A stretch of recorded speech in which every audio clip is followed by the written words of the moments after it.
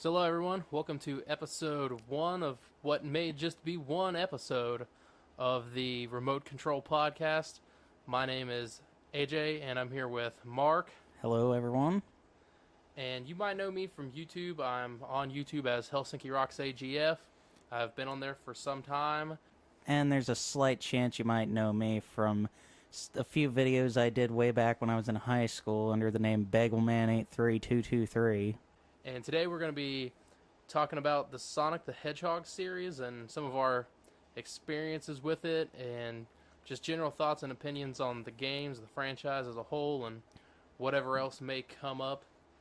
And to start things off, I think we need to introduce ourselves, just talk a little bit about who we are, what kind of games we like, miscellaneous things like that before we get into our main topic. And I'll let Mark go ahead and start.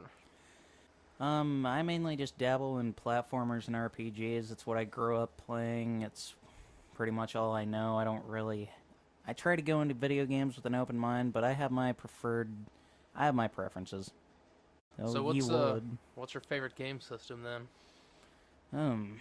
Honestly, I'd probably have to say Super Nintendo.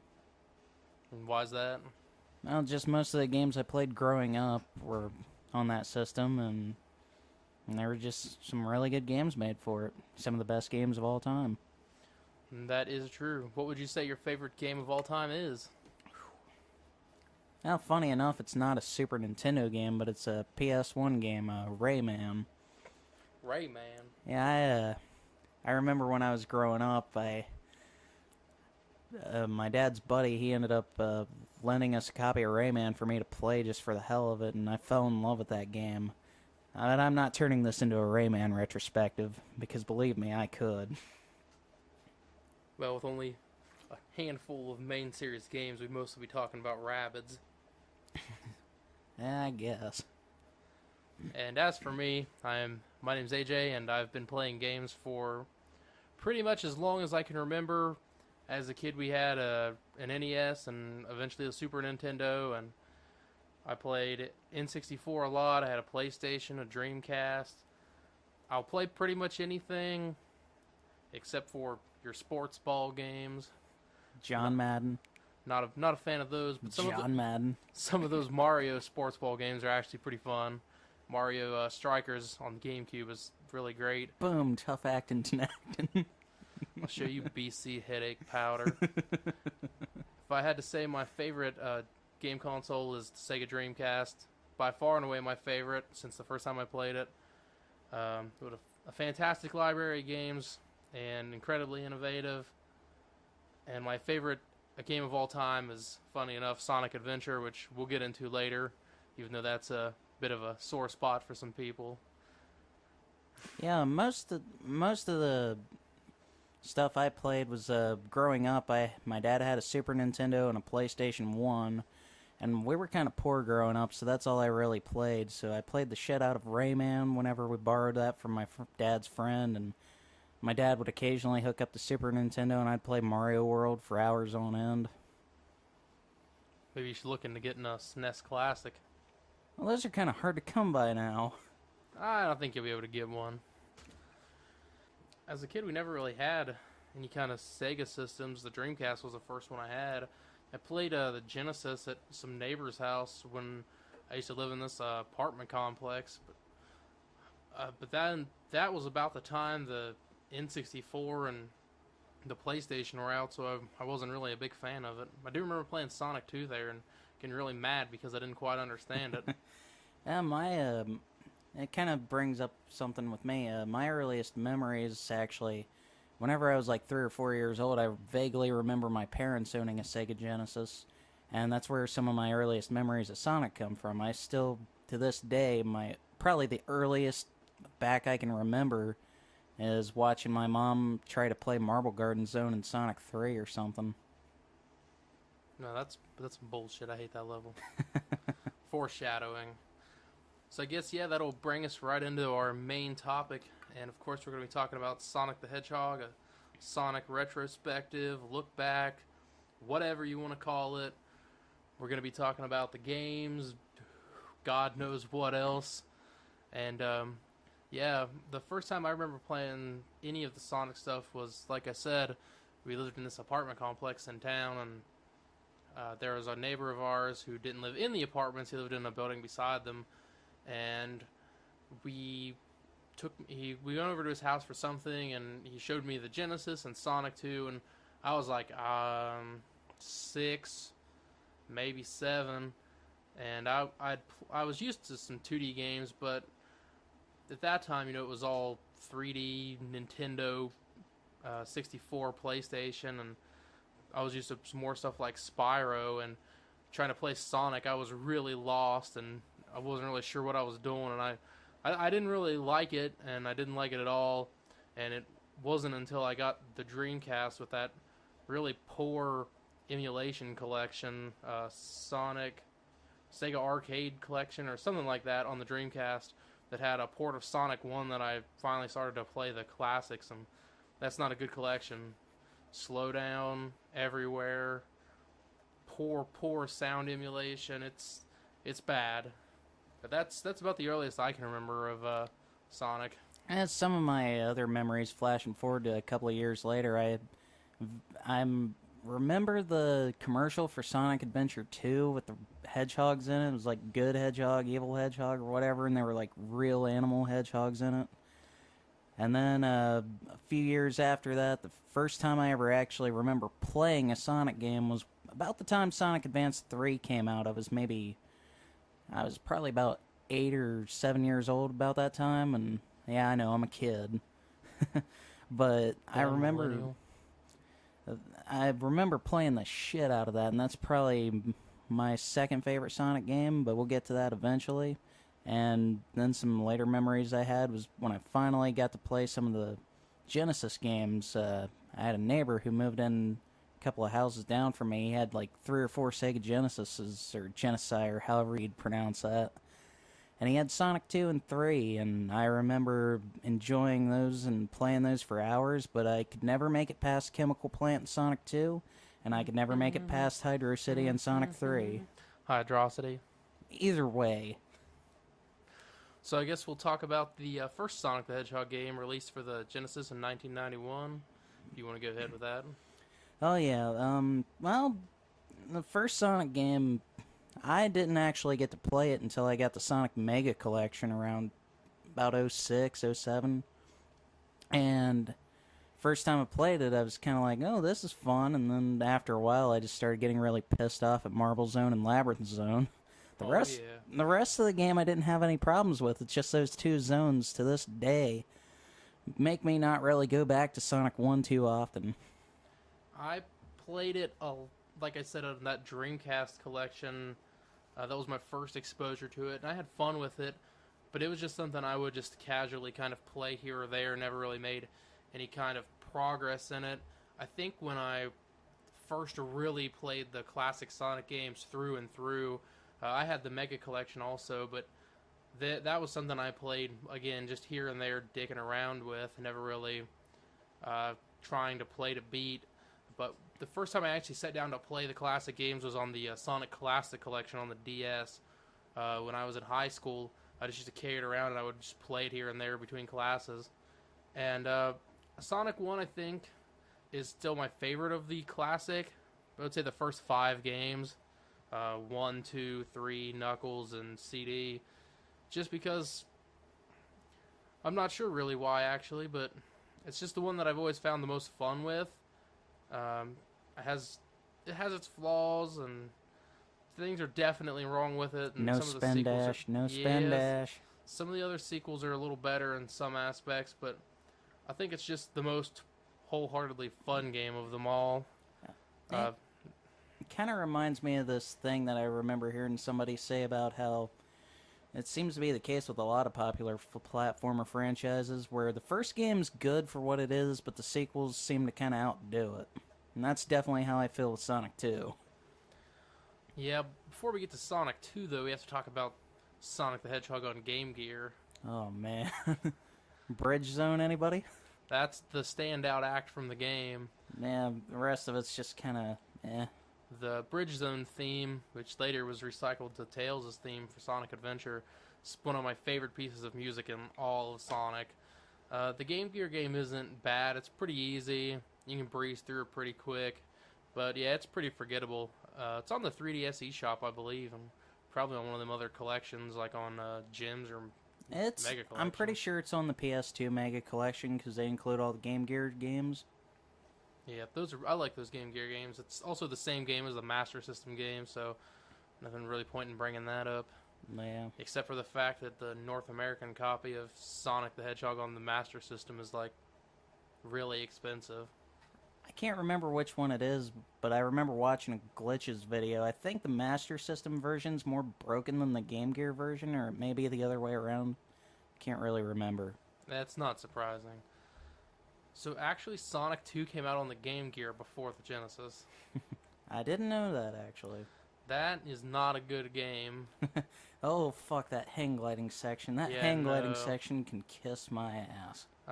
The first level's pretty fun, and then right into the second stage, you're hang gliding, and oh man, that was a gimmick that just did not work. I never made it past that section. I played that Game Gear version for hours and hours and hours, and I just couldn't do it. I think I did it once, but I remember getting to maybe the second one time you do that, and no, it's just not worth it. It's just not worth it. But the actual Sonic 2, oh baby, the actual Sonic 2 is great. Oh yeah. Yeah, the introduction of Tails, the spin dash, some of the best zones in the franchise's history, and soundtrack. Oh yeah. Chemical Plant's always been my favorite. I always preferred Hilltop Zone's theme, but I do have a few issues with Sonic 2.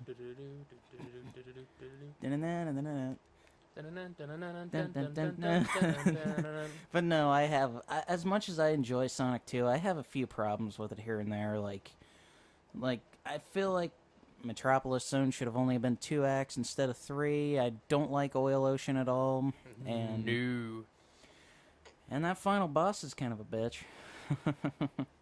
And then they recycle it for every Sonic game afterwards, pretty much. And to this day, I'm still kind of bitter about some of the zones that got removed from Sonic 2, because even though they were very unfinished and in early forms when they scrapped them, they had a few pretty good ideas. I thought Hidden Palace Zone would have made a great addition. I don't know, Dusty Desert or whatever it was. Dust Hill and a Wood Zone. Well, at least the Dusty level, Desert level, made it into Sonic Mania pretty much. I think the only reason Metropolis got 3 acts is because they scrapped a zone and they had an extra act and assets to use, so they were just like, let's make a 3rd Metropolis. Fuck that zone. No, Sonic 2. So, I guess next, which I'm sure neither one of us is going to have anything to say about, is Sega Sonic the Hedgehog, the arcade game. Yeah, I've never played it. I've never even seen one of those machines anywhere in the United States. Have no experience.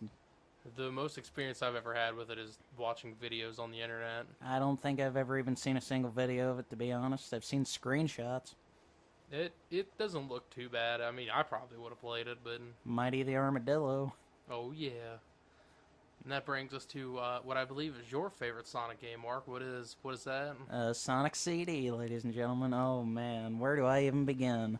You begin with that sweet opening. Oh, yes. That sweet FMV opening. Oh. Oh, yeah. And that Sega CD. And now, I will admit, the original Sega CD version does have its problems. A lot of problems. Mostly with the collision detection. Falling through the floor at random times and all that kind of shit. No thank you. If I'm going to play a version, it's probably going to be the remastered version on the PS3, Xbox 360. The one that includes Tails. Oh, baby, that is just... And the option to switch soundtracks. Oh, yeah, that just hits me in the heart pretty good. Oh, yeah. I've never been a big fan of Sonic CD past the opening cinematic. Like the... I can't remember the technical term for it. The quick power up, the quick speed up, the opposite of the spin dash. The peel out? Yeah, the super peel out. That's it. I always liked that. I was glad to see that you get the option for that. I like that. But yeah, the soundtrack, either way, over the US, the Japan soundtrack, both of them are amazing. Sonic boom, Sonic boom. I have absolutely nothing but love for the game. It's a little bit different from the rest of the classic games. It kind of stands out. There's a little bit more of a focus on platforming in this one over speed. So the problem is with that, if you try to go fast and do things that you'd normally do in other Sonic games, you can beat the game fairly quickly because you just skip out. It's meant to. It's kind of like you're supposed to go through all those elaborate platforming sections and get the good endings, the good futures, because it's got a time travel gimmick, and I always thought that was. Yeah, I never liked that. I always thought it was pretty cool because, like I said, it's different than the rest of the franchise, and I like my things different in the franchise, I assure you. I just find it kind of weird to think that it was in development at the same time as Sonic 2, and it was supposed to be one game altogether. Well, they did eventually get there. Out of the two, I definitely like Sonic 2 better.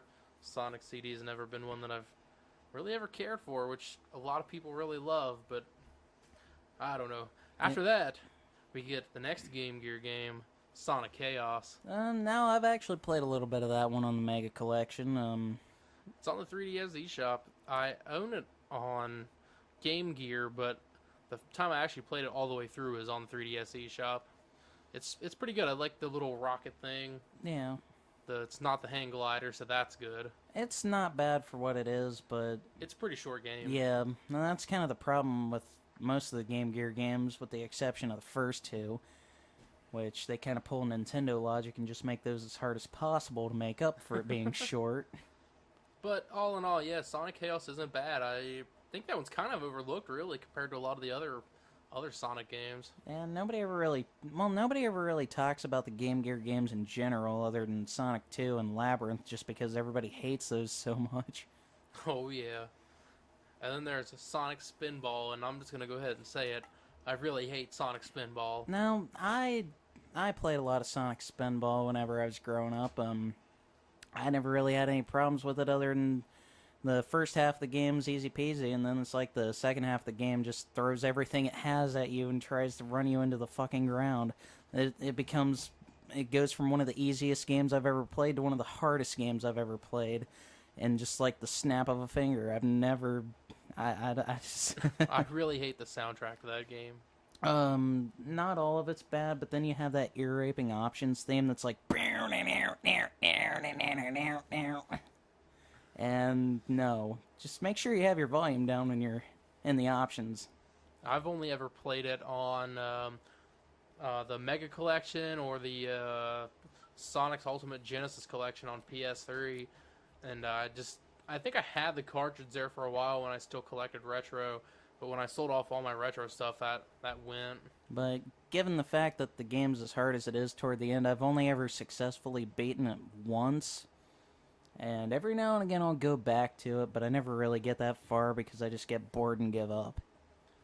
Yeah, I've never really had much fun playing it, and that goes for the next game too, which is Dr. Robotnik's Mean Bean Machine. Pingus. Oh yeah. Pingus.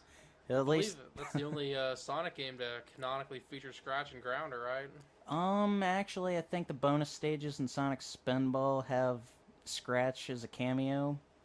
Yeah. If I remember correctly. Explain that because I don't play that game. One of the few appearances of Scratch and Grounder. I spent a lot of time playing Mean Bean Machine, but it's basically just your generic puzzle game. I believe you had a story about this game. I know you've told me it before. Yeah, back whenever I first got the Mega Collection, I was like in 4th grade around this time, and a girl I had the hots for at the time, she also had the Mega Collection, and we used to just sit in class and talk about the levels for hours, and we'd ask each other how you'd beat certain things. 4th grade Sonic. Did you go to school with DeviantArt?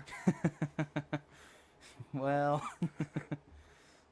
I think we're gonna get there. We're treading down a dangerous. Yeah, I kind of want to stay away from that side of the fan base. Mean Bean Machine is just I believe it's what Puyo Puyo. Yeah, in Japan, that's how they got it, and then we got it as Mean Bean Machine. Yeah, no, I don't like Puyo Puyo. I'll stick with Tetris when I want to play a puzzle game. I still go back to Mean Bean Machine every once in a while. You and your bubble bobble. I'm sure you bust a move. So next is Sonic Drift. Oh. Once again, most of the classic games I've played more than my fair share of. I can't really remember a whole bunch about the first Sonic Drift other than that was actually my first. That was my introduction to the Mega Collection on the PS2.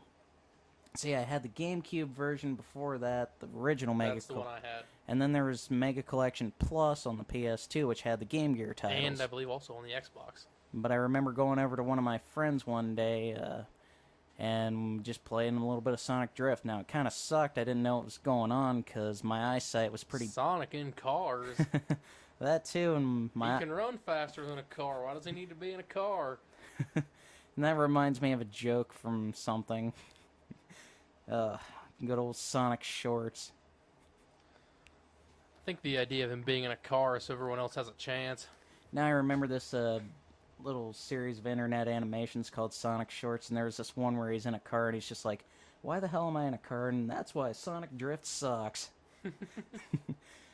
But I remember playing that for the first time, not really being able to see the screen because I broke my glasses the day before. I haven't played it in a long time, probably not in 15 years at the very least, but I remember it being okay, but... It's just a generic racing game. It's probably a little bit worse than the original Mario Kart, to say the least. When it comes to kart racers, since we're not directly talking about them, I've always felt that the Sonic racing series on PS3 were much better than the Mario Kart games of that era, than 8, Wii, the DS one. Yeah, The Sonic games are significantly better. If you want, we can get there when we get there. No, that's just a quick little side note because there's not really anything to talk about them. They're fun and well made and really, really good. I don't really have any experience with them other than Zero Gravity on the Wii, and that is the worst nightmare of my life. Well, we'll get to that one when we get to it, but yeah, there's something I want to say about that one. And then... Go ahead. And Sonic Drift 2 comes after that, right? Or Actually, Sonic Spinball on the Game Gear, but I don't remember anything about it. I didn't play it on the Genesis. I'm not playing it on the Game Gear. Yeah, I imagine that version's probably not very good. Well, the original has to be good first. But next up is actually Sonic 3, and we're just going to go ahead and combine Sonic 3 and Sonic and Knuckles right now. I mean, some people would probably count those as two separate games. But they're meant to be played together, but... You can talk about Sonic 3 and then the Sonic and Knuckles have separate. We're just going to get them all out of the way right here. Yeah, might as well. I mean, I kind of count them as two separate games because I prefer the Sonic 3 half over the Sonic and Knuckles half, but that's just me. Sonic 3 and Knuckles is where I think they kind of jumped the shark, though. I'm not a big fan of the level design in these games. This is where they kind of went crazy, and they did like let's just do whatever the fuck we can to make these levels as nonsensical and goofy as possible, and put whatever wherever, and have them make no sense. Well, for me, the levels didn't really bother me so much. I mean, I think out of the Sonic 3 half, the one that bothered me the most was Hydro City or whatever the hell it is. Hydrocity. I mean, most people I've talked to, they're like Hydro City, but... What do I look like? I work for Sega? I probably have more money now than I did if I worked for Sega. And I thought the soundtrack was pretty good, and Michael Jackson's involvement in it. That's also the other thing. I've never cared for the soundtrack on these games. I think out of 1, 2, 3 Knuckles and CD, that it's the worst of the lot of the Genesis era games. And for me, with Sonic and Knuckles half, I don't really like any of the levels out of it. It's not very good. And then when you combine the two games together, it just feels really bloated and long. Yeah, that's kind of how I feel about it in general. Some of the levels in Sonic 3 just seem like they go on forever. Well, then you have Sandopolis and Sonic and Knuckles. Oh, yeah. I can't count the number of times it's taken more than 9 minutes to complete. Yeah, no, some of those, that's kind of the biggest thing I have is in the other games, and 1 and 2, and then CD, the levels have like a really nice flow. They're a little bit more straightforward. Yeah, I like my Sonic games to just be kind of like a little bit more of a straightforward kind of, mostly high speed, some platforming, not to take a word out of the AVGN, but not a where the fuck do I go kind of game. That's always been my problem with 3 and Knuckles. But some of the remixes from some of the songs on there are pretty good. Man, I'll always have a special place in my heart for some of the levels out of those games, but I never really feel like going back to play one half, the other half, or the games as a whole. Yeah, no, if I'm going to go back and play one, I'm going to play 1 or 2 or maybe CD or even one of the Game Gear games before Sonic 3. I almost immediately just go back to CD. And I know that's kind of an unpopular thing because Sonic 3 seems to be the most beloved one of them all. And that goes up to Sonic Triple Trouble for the Game Gear. Another one I don't really remember a whole lot from, other than it had a new character that we never hear from again, Fang the Sniper, or Knack the Weasel. Fang was in Sonic the Fighters, but I don't know about Knack. No, that's the same character, it's just they gave him a different name over here. Ah, brushing me up on my Sonic trivia. Triple Trouble, I have it on the 3DS and probably on some kind of collection somewhere, but I played it the most on 3DS because I made it a point to buy all the Game Gear games on the 3DS eShop because I'm a jackass. But no, because I wanted to show that there was an audience and that they needed to keep releasing the Game Gear games. Because you wanted to go back to Sonic 2. And I did buy it, but I did not play it. Isn't that the one that Tails supposedly dies at the end if you don't get the good ending? I've never beat it. I don't know. I'm pretty sure that's the one where Tails dies at the end if you don't. And it's like one of those things that I hear people talk about, like, oh, that's kind of fucked up if you think about it. Yeah, show you Tails doll. No, we'll get to Sonic R. The Triple Trouble isn't too bad. I don't really remember a whole lot of it. I've played it and I've beat it a few times, but I don't think I could tell you the name of one level in it now. It's been since they came out on the eShop was when the last time I played it, but I couldn't tell you one thing about it just sitting here without looking anything up. Then did we already cover Sonic Drift 2 or That's actually next. Oh. What do you have to say about Sonic Drift 2? It's like the 4th time you brought it up. Oh. Well, I played it more than the first one. I've actually had more fun with it than the first one. It's basically the same thing, but the tracks, there's more to choose from with the tracks and the characters. It's significantly better. Yeah, but it's still pretty much the same thing, just with a little bit of a better flavor to it. Sometimes that's all it takes. Yeah, there's not really much to say about Sonic Drift 2 other than pretty much what you said. Plus, until the collections came out, I'm pretty sure we only got Sonic Drift 2 in the Sonic US. Drift 2, yep. And next is Tails Sky Patrol, and I actually own this. I think this one isn't... It's one of the more uncommon Game Gear games. Now, is that the other one we didn't get over here officially? Or? No, that was a Tails Adventure. I actually have Tails Sky Patrol. It's not too bad. It's okay for what it is. I mean, it's pretty short. You can beat it in like maybe 20 minutes if you know what you're doing. Yeah, I had a good time with it, but I think it's going for like $35 or $40, which I mean isn't in the grand scheme of things for a game all that much, but it's one of the more expensive Game Gear games that I've seen in the long run. I mean, I haven't looked at the price in a while, but make you acknowledge it. But Tails Sky Patrol. And then we go into another game that I think you have more to say about than me, which is Knuckles Chaotix. Yeah, I've probably played at least half of it. I've never beaten it, but my experiences with that, it wasn't until maybe 3 or 4 years ago when I finally got around to playing that. I downloaded it on an emulator because, you know, you can't get a 32X hardly without paying a crap ton of money, and no, it's never been released on any other system. It's never been ported, and that's the only Sonic game other than Sega Sonic Arcade that I think has never had a re-release. And I'm not sure why. I mean, it's not really, like, it kind of drags, and it's not the most fun game I've ever played, but it's okay, I guess. I've only like you, messed around with it on an emulation, but I've never been compelled to really play it. I mean, I guess by process of elimination, it's the shining star of the 32X library. Which But isn't really saying much. yeah, I mean, being that it's never been ported, it kind of is more like a, hey, here's a reason to buy the 32X. But other than that, no, I mean, it's an interesting concept, but it's a concept that's not for me. Yeah, the partner system, it works better in Sonic Advance 3, but we'll get to that. I think it's kind of wonky in Knuckles Chaotix. The physics are really The physics in Sonic have always been True. We just like them. But I think this was a preview of things to come.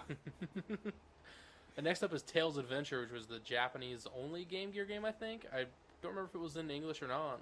I'm not sure. I don't have a lot of experience with this one.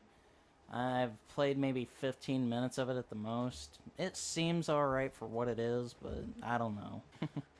Tails Sky Patrol is the Japanese game that is fetching buku money, and Tails Adventure is the $30 one. Yeah, I thought that was right, but I wasn't sure. I had to go look at my Game Gear case because I have 25 Game Gear games for some reason. Probably the only person I know that's ever owned a Game Gear. I've owned 3. I still have 2 of them. I'm not buying one of those for 6 fucking double A's. No. Well, we'll see if you have I can't remember if it's the Model 2 or the Model 1 Genesis. The power adapter works for it. And I have a car power adapter for it too, so you can play it in the car. And drain your car battery. Yeah, great idea. Mediocre games, I can just drain my car battery for them.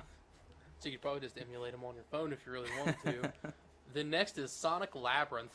Now this one I think it might have beat maybe once or twice. This is the one that most people I see on the internet. This is one of the most hated of the classic series. It's pretty much Sonic 3D Blast. Yeah, but it's Sonic 3D Blast before Sonic 3D Blast. And on the Game Gear. Yeah. Now, there really isn't a whole lot to say about it other than that. It's just there. You actually got me this for Christmas. Yeah, you were the one who was just kind of like, I want something for Christmas, and I picked you out 2 bad Sonic games. Well, one of them I specifically asked for. The other one you kind of surprised me with, and the one you surprised me with was Sonic Labyrinth. You asked me if I had it, and I was like, no. I figured for shits and giggles, and it was like $15 on eBay. Hey, it's a Sonic game I didn't have to buy for myself. And next up, we have Sonic the Fighters, which, until the Gems Collection, I believe, had never been ported anywhere except PSN. But Gems Collection was obviously first. Yeah. I've had my fun with it. It's pretty good for what it is. It's a nice little fighter game. It looks pretty good, graphically speaking. Shows us what a nice little Sega Saturn game might have looked like for Sonic.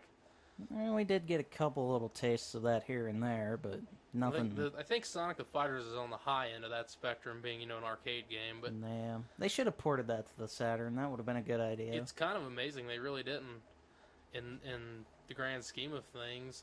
But I had it on Jim's Collection. I messed around with it there, but I really played it a lot when they released it on PSN. I think I got it on sale for $3 on some PSN flash sale.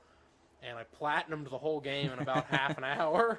Yeah, most fighting games I don't really play much of because I just don't get into it with all the technical shit that most people are like, with all these button combos and all this, that, and the other. If I'm playing a fighting game, I'm just going to spam the shit out of buttons. And that's why you play as Fang the Sniper.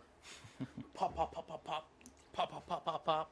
And you'll win every time. That's who I beat. That's who I platinumed the game with. It's been at least a good 5 years since I went back to... I think the coolest thing about that PSN version is when the arcade version came out, and then when they later ported it to the Gems Collection, they found out there was an incomplete character in the game files. Honey the cat. I remember hearing about that. She's actually fully playable in the PSN version, which I thought was pretty cool. That they added that extra incentive to buy this particular version. Her moveset isn't unique. She's just moves combined from other characters, but the fact that they even went through the effort to put the extra character in there is good enough for me.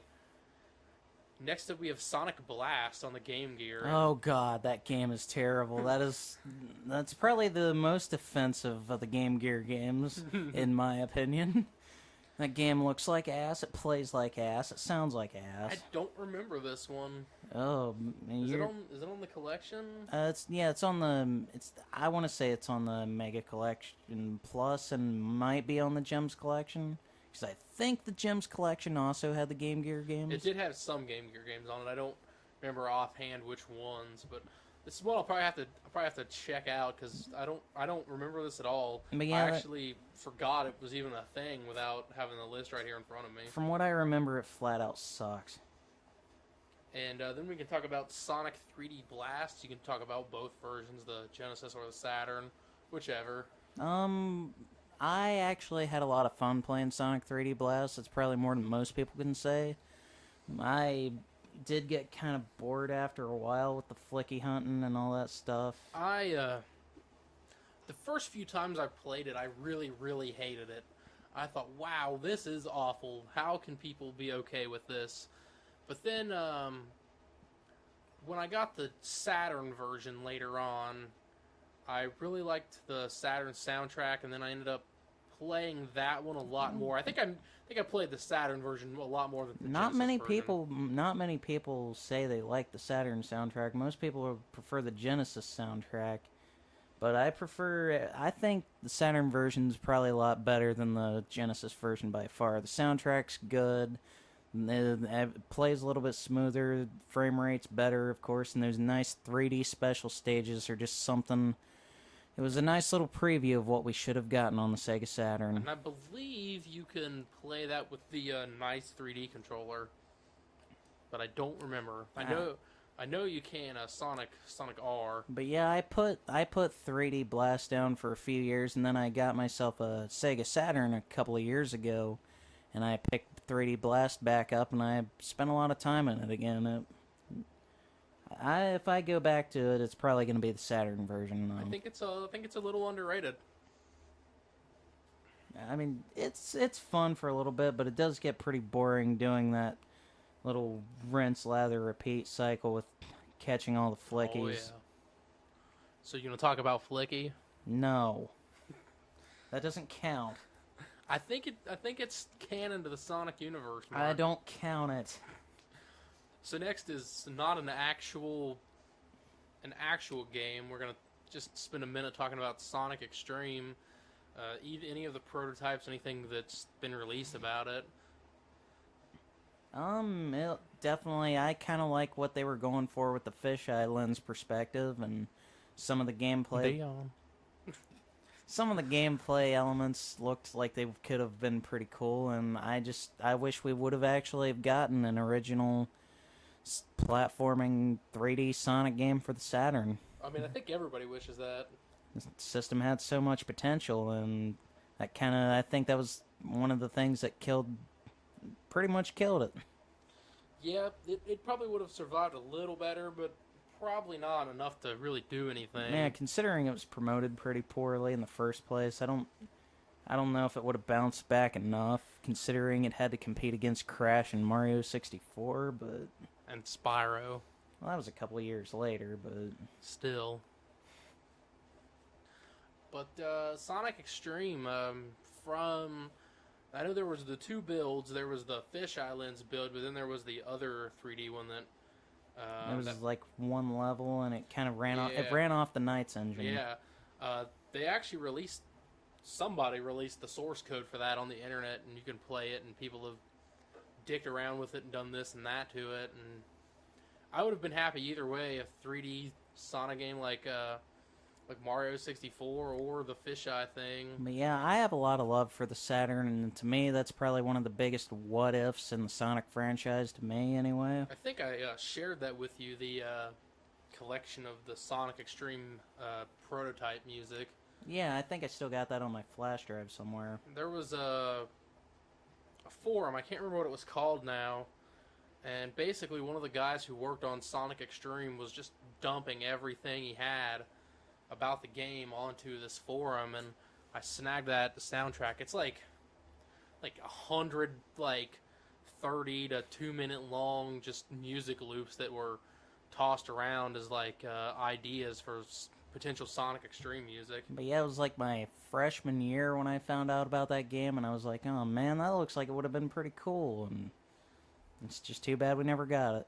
And I think a lot of those concepts ended up kind of being realized on Sonic Lost World. I definitely think that. And I think it was definitely a callback. Yeah. A lot of people say that, and we'll just briefly touch on it before we get to it, that it kind of ripped off Mario Galaxy, but I always saw it more as a callback to Sonic Extreme. Yeah, pretty much.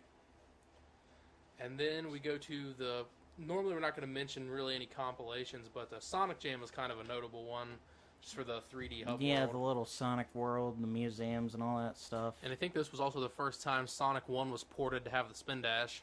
Yeah, and if I remember correctly, the Sonic little hub world thing was like a little early prototype of Sonic Adventure. I remember hearing something about that.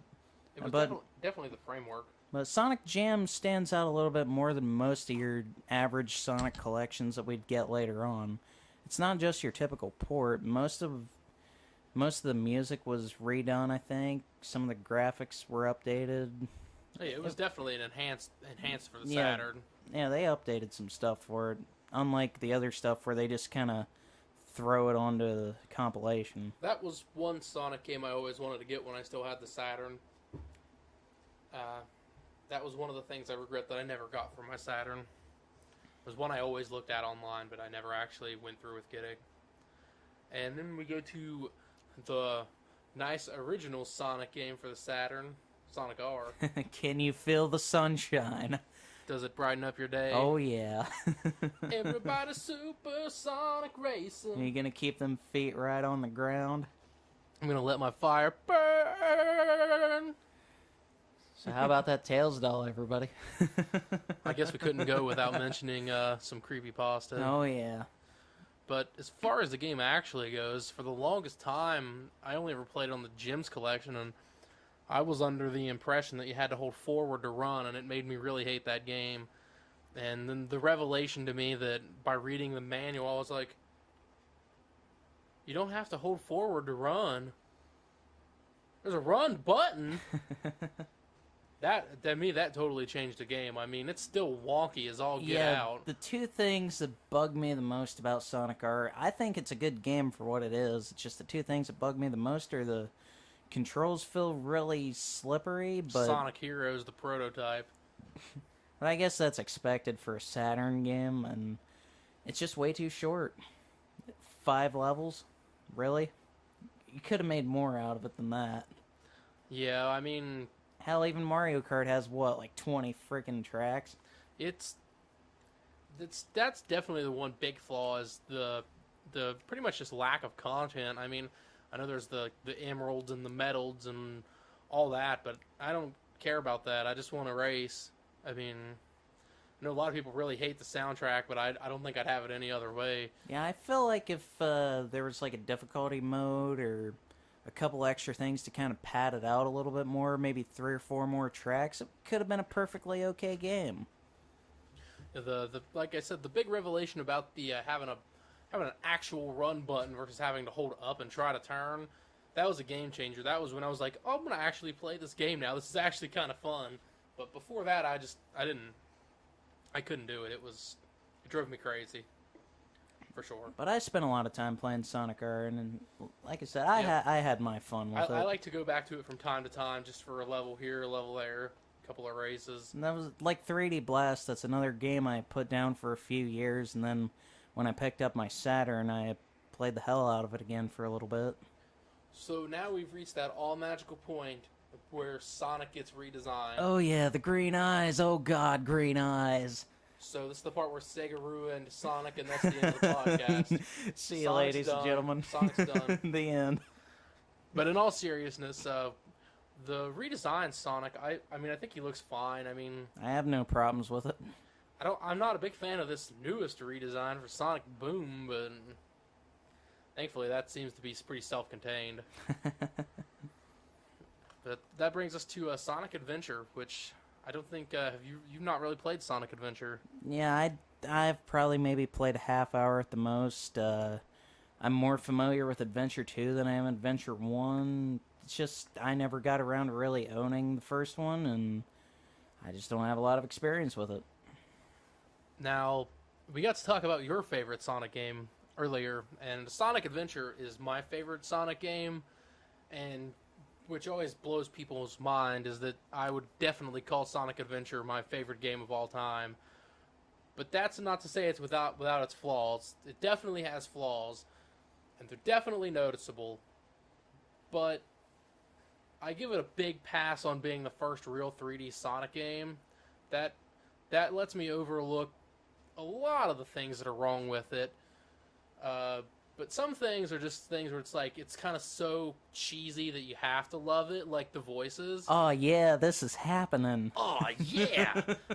Something bugging you? What are you gonna do, Tails? Crash? That's the one thing I know the most about Sonic Adventure is the god-awful voice acting and lip sync issues. But as bad, as questionably as that voice acting is done, it's my favorite voice cast. Because the 4Kids voice actors that we got in Sonic Heroes are just... I don't know. I think, personally, I prefer Dean Bristow over Mike Pollock as an Eggman, Robotnik or whatever. Well, he only changed because he died. So. Yeah, but he made a pretty good serious Eggman, and I feel like Mike Pollock makes a more comedical Eggman. Like, yeah. There's no way you can stop me. Get a load of this. Tails, wait for me. The egg carrier. Then we can really bring it back if we ever talk about the cartoons. Pingus. I love that cartoon. That cartoon's bad. But that's why it's so good. Like It's Josie and the Pussycats. It's good for all the wrong reasons. Exactly, but that's why it's so good. But actually, speaking on Sonic Adventure, to kind of break it down a little bit, since the main thing is, you have 6, 7 playable characters, and Sonic's story takes up the vast majority of it. It's by far the longest with the most stages. I think it's 12 stages or something like that. And it's pretty much what you would expect out of a 3D Sonic game. You run fast, you platform. If you're really good at it, you can spam the crap out of the spin dash and blaze through levels really fast. The graphics look great for the time. They've aged really well, speaking specifically on the Dreamcast version. Probably my favorite soundtrack of all time. Songs like Azure Blue World for Emerald Coast, the Eggman's theme. That's a great one. All the character theme songs are really good. Like the Knuckles song. Oh, man. It's better than the song from Sonic Adventure 2. Yeah. And Amy's theme's a good one. Fire, fire. Boom, boom, boom. If you ever listen to the words in that song, there's something about a cat being cute and shaving it. She's like, it looks so cute. I had to shave it. Like, what? That's a little bit more dirty than I thought, I guess. But the Sonic story is great. It's high-speed action, platforming. Tails was the one I played the most as a kid, because the Tails segment is definitely the easiest. It's not as long as Sonic's, and Tails' segments are races through the same levels that you've already played as Sonic, but since they're structured more for Tails, you can fly, and there's like more alternate paths and stuff. The races are never hard. You're always pretty much ahead by a mile, so I kind of don't even treat them as that. And then after that, you do Knuckles, which are the nice treasure hunting missions. Oh, man. Are they as bad as the ones in Adventure 2? No, because the way they worked in Adventure 1 is you have 3 emerald pieces to find, the shards of the Master Emerald, and like say you're standing right in the dead middle of the map. If all 3 are nearby, each icon will light up that you're nearby. So you can find them in any order you want. Like if you're on top of the second emerald, the game will say, hey, the second emerald piece is like right here, or the third emerald piece is over here, even if it's the first one you find. Whereas in 2, you could be standing directly on top of an emerald piece, but if it's not the first one the game wants you to find, it's not going to tell you it's there. So if you can't find the first one, then you're screwed. And that's definitely something that they messed up in Sonic Adventure 2 because it leads to some insanely difficult missions. But I will get to that when I get to that. Oh, Rouge. Oh, God. But the Knuckles is pretty straightforward like that. If you're lucky, you can beat the levels in like a minute and a half because you don't have to struggle to find one and be stuck. And then is Amy. Yeah, Amy. And Amy is pretty much just a slower platforming than Sonic. She has her own unique levels, though. She doesn't replay any of the same levels as Sonic or Tails, I don't think. But she has, the hammer, the spin jump with the hammer, and she's being chased by a robot throughout, but he's not really ever there, but every now and then he kind of pops out and chases you a little bit. She only has 3 levels, so her story is pretty inconsequential. And then you have E102 Gamma. Again, his levels are pretty inconsequential. He's an Eggman robot that goes against Eggman and tries to take out other Eggman robots.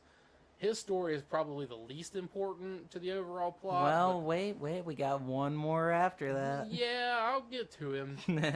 But you just go around and shoot stuff, and the bosses, you shoot other robots. It's inoffensive. You basically just run and press the shoot button the whole time. And then, that brings us to the big thing that everyone hates about it. Is the big thing.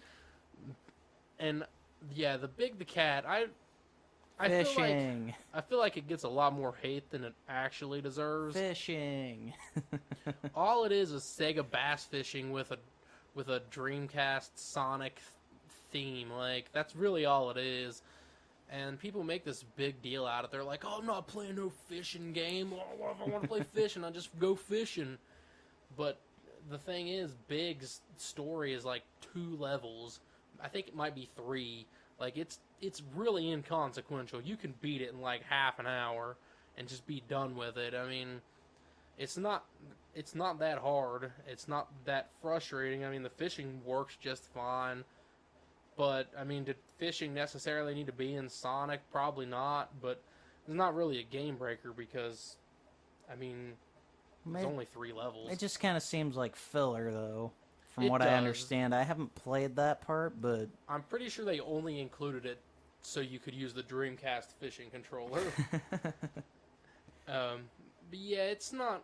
It's kind of overblown. A lot of people act like it's really pervasive. But like I said, it's 3 levels, and you can beat it in a half an hour. It's not too bad. Definitely unneeded. And then there's the Supersonic story, which is just the final boss. But and then unfortunately, I'm guessing that kind of sets the blueprint for things to come, where we would only get Supersonic as final boss levels. we brought back Supersonic though. Yeah, eventually, but it took long enough. The overall, just to summarize, I mean, I really love the soundtrack. I think it's the best Sonic soundtrack out of the whole series. But then again, I like my rock and roll music. But I think overall, it's just the most well crafted, and I can pretty much remember any of the songs right off the top of my head. I think I'll stick to my random J-pop moments in Sonic CD. And the graphics look well. I mean, it is kind of a buggy game. I feel like with every port they do, the game gets buggier. If you play the Dreamcast version and then Adventure DX on the GameCube, that game is way buggier on the GameCube. They really messed something up in that port. And it seems like that's the version most people know, and that's where it gets the reputation for being the horribly broken game. Although that kind of brings me back to the Game Gear titles. I guess you can unlock the Game Gear games in Sonic Adventure DX? You can unlock some. I don't remember exactly which ones. I know the Game Gear Sonic Spinball is one of them. But, yeah, DX also lets you unlock Metal Sonic to play as. But to unlock Metal Sonic, you have to get all 180 emblems, and I've never done that. I don't think I've ever actually 100%ed any of the newer Sonic games. I did Sonic Colors, but that's the only one. Well, actually, scratch that. There was Heroes, but we'll get to that. But yeah, I think Sonic Adventure was a great first 3D game, and I really like the direction we went for a little bit, but then I kind of think they kind of teetered off course a little bit. But actually, the next thing... That's kind of an understatement. Yeah. The next thing, just a brief mention, is actually the first Sonic game to appear on not a Sega console. That's Sonic Pocket Adventure. I've never played it. I don't really know much about it other than it looks like they recycled some Sonic 2 and Sonic 1 levels from it, and it kind of just seems like a preview to Sonic Advance. That's basically what it is. I'm pretty sure Demps developed it. It's so pretty much Sonic Advance before Sonic Advance. Yeah, and I don't think anybody actually owned a Neo Geo Pocket Color. I've actually wanted to buy one. I was just actually looking back in my Facebook memories for it was like 3 or 4 days ago. I posted about wanting to buy a 3 or 4 days ago, like 5 years ago. I was talking about buying a Neo Geo Pocket Color, but I never did. Because I actually really like the way that game looks. It's one I've always wanted to play. And it looks okay. And you can actually connect it with some really obscure cable to the Dreamcast. I actually have compatibility there. And then, because you always got to have a party game, they released Sonic Shuffle. Also known as Sonic's version of Mario Party. Oh, yeah. I mean, it was the same developers. It was a party game. Might as well be. This one I feel like had a lot of wasted potential. I don't really know much about it. I've seen a couple Let's Plays of it, but other than that... I actually have this in my Dreamcast games, but the biggest problem with it is, one, it's like Sonic 06. It loads all the time, and those loadings goes on forever. And then it has a really convoluted story. It actually has a story. Way too much of a story. Like, every 5 seconds someone's yapping their mouth about something. But instead of, being just a straight-up Mario Party knockoff, you go around your board, whatever, and you battle, creatures, kind of like an RPG, and that's weird, and I've never quite got that. And, the battling thing sucks. That's not cool at all. You have, you get, a hand of cards at the beginning of a round. At the beginning of a game, you get a hand of cards, and your cards tell you how many spaces you can move. You can play this card, and you can move that many spaces. Or, and then if you get to an enemy, you have to play your cards to beat the enemy. Whatever person puts down the higher card wins the battle. So that's kind of stupid. And then the computer can land on spaces where they get to take your cards, which is the biggest problem with the game, is that the AI is just broken beyond belief. They will always pick your highest card. It's supposed to be random. They always know which one is your highest card. They always know. And in the mini games, they cheat like crazy. If you play with 4 actual people, it's not too bad. If you play with a computer, you're going to have a miserable time with it. That's pretty much what it boils down to. And then the mini games themselves really aren't anything to write home about. They're kind of boring. Which I feel like if they would have maybe not had the battle and card mechanic, then might have been an okay game with some more improved mini games. Yeah, for the most part, I just always kind of pass it off as a Mario Party clone. It is, but it's not. But it's not really worth playing other than for more wonderful voice acting. And then we go to Sonic Adventure 2. Now, this one I have plenty of experience with. I've never actually beaten it. I intend on it, it's just I'm kind of stuck in a section right now that is pissing me off beyond belief. Fuck those Rouge treasure hunt sections. I am not dealing with that right now. Definitely the victim of what I mentioned back, we were talking about Adventure 1. They definitely suffer from having to find the first one first and the second one second. Oh man, it's bad. Are you on the one where you have the 5 minutes to find the 3 keys? No, I made it to Mad Space. Oh, you beat that one? I think it's Security Hall is the one where you have the 5 minutes to find the 3 keys. Yeah, I was playing Adventure 2, and I put that game down for about maybe 2 years because of that level. And I finally just beat that not too long ago, just to end up at Mad Space's Rouge to hunt down those other Emerald Shards, and I can't find a single damn one of them. Yep, it's not cool. The Mad Space and Crazy Gadget. I can't remember if Crazy Gadget is one of those two. Maybe that's the Knuckles one. Where Knuckles is on the asteroid. Because I don't know, they're all in space. But aside from that, I had a lot of fun with the Sonic sections, and that's, well, I'm going to agree with the majority of everybody else. That's probably the best part of the game. They're fantastic. Some of those levels, like Metal Harbor and City Escape, of course, is great. Whatever that forest jungle Green one Forest was, and White oh Jungle. baby, those were I've beautiful. always liked the Sonic one better of the two. Generally, I kind of like the Shadow levels more than the Sonic ones, but when it comes to those jungle ones, the Sonic one is better. Green Forest. And yeah, that brings us to the introduction of Shadow. Oh yeah. I like Shadow. I don't Yeah. care what anyone says. Yeah, he's an okay character, but I'll bring up my complaints about some stuff later. The thing that always bothered me about Shadow's character design is that originally they wanted his homing attack to be black to match Sonic's blue, but they were having trouble, being able to see him in his homing attack, so they made it orange. The black hedgehog with the big red stripe gets an orange homing attack. Not red. Not the color that would have made sense. Orange. That always drove me crazy. For some reason, that bothers me so much. Yeah, I never really paid much attention to It it. just drives me crazy to think about it. Why? But yeah, I like the Sonic and Shadow sections. The Eggman and Tails sections, honestly, they're kind of boring, but I don't have any major complaints with them. And the Knuckles and Rouge sections just piss me off beyond belief. They definitely broke those. The biggest problem I have with the Knuckles and Rouge segments is pretty much like the thing I said about how you have to find them in the particular order the game wants you to find them in, which kind of takes away from the whole fact that you're supposed to be exploring. And it makes it even worse with the Rouge sections in that one level where you have the time limit. Yep. Those levels are supposed to be about exploring, and then they put all these restrictions on you, which makes exploring not fun.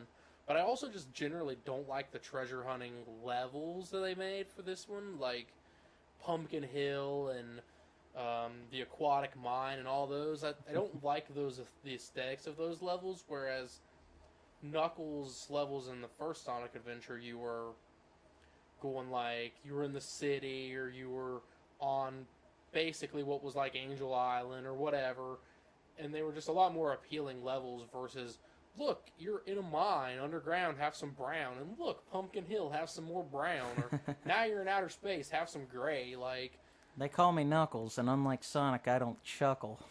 Pumpkin Hill, what the fuck? The soundtrack in Adventure 2 I don't like as much as the first one, because I don't really know, well, because where I don't really have enough experience with Adventure 1, from the songs I have heard from Adventure 1, I probably like the ones in 2 more. some of the standout ones in Adventure 2 are the Metal Harbor song. That's the way I like it. The obvious City Escape. City Escape for sure. That's a great one. And Won't Stop, Just Go from Green Forest. Those are like the 3 best songs out of that. But a lot of the other songs are just kind of like more like techno rock. Like if you think about some of the Shadow's theme. And then Oh yeah, there's, while we're Radical Highway. and while we're on the subject of the adventure games, how about those Chow Gardens? I like the Chow Gardens as a diversion, but I've never spent any considerable time in them. I've actually heard of people spending more time in the Chow Oh, Gardens yeah. than they do in the actual game. It's definitely believable. That system is way more complex than it needs to be. It's a nice little distraction, I guess. That's what I've always looked at it as, is just a distraction. But Adventure 2, I've beat it quite a few times, and it actually does have another thing where if you get all the emblems, which I think in Adventure 2 is like 300 or something like that. It's really high up there. It's 280 or 290. You unlock a fully 3D version of Green Hill Zone. As much as I like Green Hill, this wouldn't be the first time we'd get a remake of Green Hill, and I'll get to that later. I have plenty of complaints about that. It's actually a really neat take on Green Hill. I've never even really looked up any videos of that. I think I have it on my save file, because Action Replay. Yeah, fuck, I'm not going out of my way to 100% that game. I don't even think I can beat it where I'm at right now. So, to sum up, Sonic Adventure and Adventure 2 is my favorite kind of era of Sonic, I guess. I like the voice acting, I like the characters the best there. I like the actual games the best, but the next couple of games in the main series are just... Ooh. Oh. Now that we're back and Mark's back from his bathroom break, take a quick detour from the main series to talk about Sonic Advance on the Game Boy Advance. Oh yeah, and this is... I definitely have a soft spot in my heart for This the was my Advance first games. Game Boy Advance game, for sure. Yeah, my first Game Boy Advance game and my first Sonic game actually was Sonic Advance 3, but we'll get to that. I had plenty of fun with the first Sonic Advance. I don't think I've beaten it all the way through, but... Some of those levels are actually kind of tricky. Yeah, especially that one before you get to the Death Egg, or the advanced version of Death Egg or whatever it was. Yeah. My least favorite level in this one is probably the Ice Cap. I think they even call it Ice Cap. I always thought that one was pretty cool, and the music for the game is amazing. Oh yeah, that soundtrack is wonderful. Especially, yeah, that Ice Cap one you brought up, that's probably the best song in the whole game, that... It's definitely a really pleasing to look at game. Oh yeah. And really great 2D. Actually, this would be the first Sonic game that we'd get on a Nintendo console, because this was after the buyout. Yep. Buyout. I mean, Nintendo pretty much... Well, no, I mean, like, Sega went third party at this point. That's like, I remember... I got a little tripped up there for a minute. It's like a tangent. I remember back when Sega announced they were doing a couple of Nintendo exclusive games, I think they were like, yeah, we reached a 5-game exclusivity deal with Nintendo that ended up being the Boom game on the Wii U and the 3DS, and like Sonic Lost World and Mario and Sonic, or just 5 games. And everyone was... I remember people always being like, yeah, Nintendo bought Sega. They're only making Sonic games for Nintendo now. I was like, well, that's not what they said at all. For the longest time, I kind of thought that until I realized the other systems did get Sonic games at this point. Yeah, but Sonic Advance, definitely a great game to look at. The graphics are great. The sprites are really animated. And you get the option to play as 4 characters. And the cool thing is that Sonic's designed like modern Sonic. Yep. So it's a modern style 2D Sonic game. And they only got better as time went on. You get to play as Sonic, Knuckles, Tails, and Amy in the first one. And the levels are good. They look great. Characters look great. The best thing about Advance 1 compared to the other 2 after it is the Chaos Emeralds aren't hard as shit to get. But I'll get to that. Well, you can go ahead and talk about Sonic Advance 2, which came out the following year. Yeah, Sonic Advance 2, I think it improved in every way, except for the way you get the Chaos Emeralds. You gotta get those fucking special rings, and you gotta, like, find 7 of them throughout the stage, and it's a pain in the ass, and it's really bad. That's, like, really bad idea. Sonic Advance 2 is one of the Advance trilogy I've played the least. Sonic Advance 1's probably the one I've played the least of. I had a lot of fun with 2 and 3. Spent the most time in 3, but I spent plenty of time in 2. It's very fast-paced. The music's really good. The level design's good. It's very good. It reminds me a lot of Sonic 2 on the Genesis. I like the Sonic Advance series, just speaking as a whole, enough that they are the only boxed Game Boy Advance games that I own. With other games, I'm like, yeah, I like those, but I mean, when it comes to games and discs or anything, I generally prefer to buy complete games, but cartridge games I don't really care because they're not going to get, messed up. But with those games, I like them well enough that I actually went out of my way to track down complete copies of Advance 1, 2, and 3. Do you have anything else to say about 2? I haven't played it nearly as much as you have. The next game, I forgot was even a thing. I don't remember it. I don't even think I've ever seen it.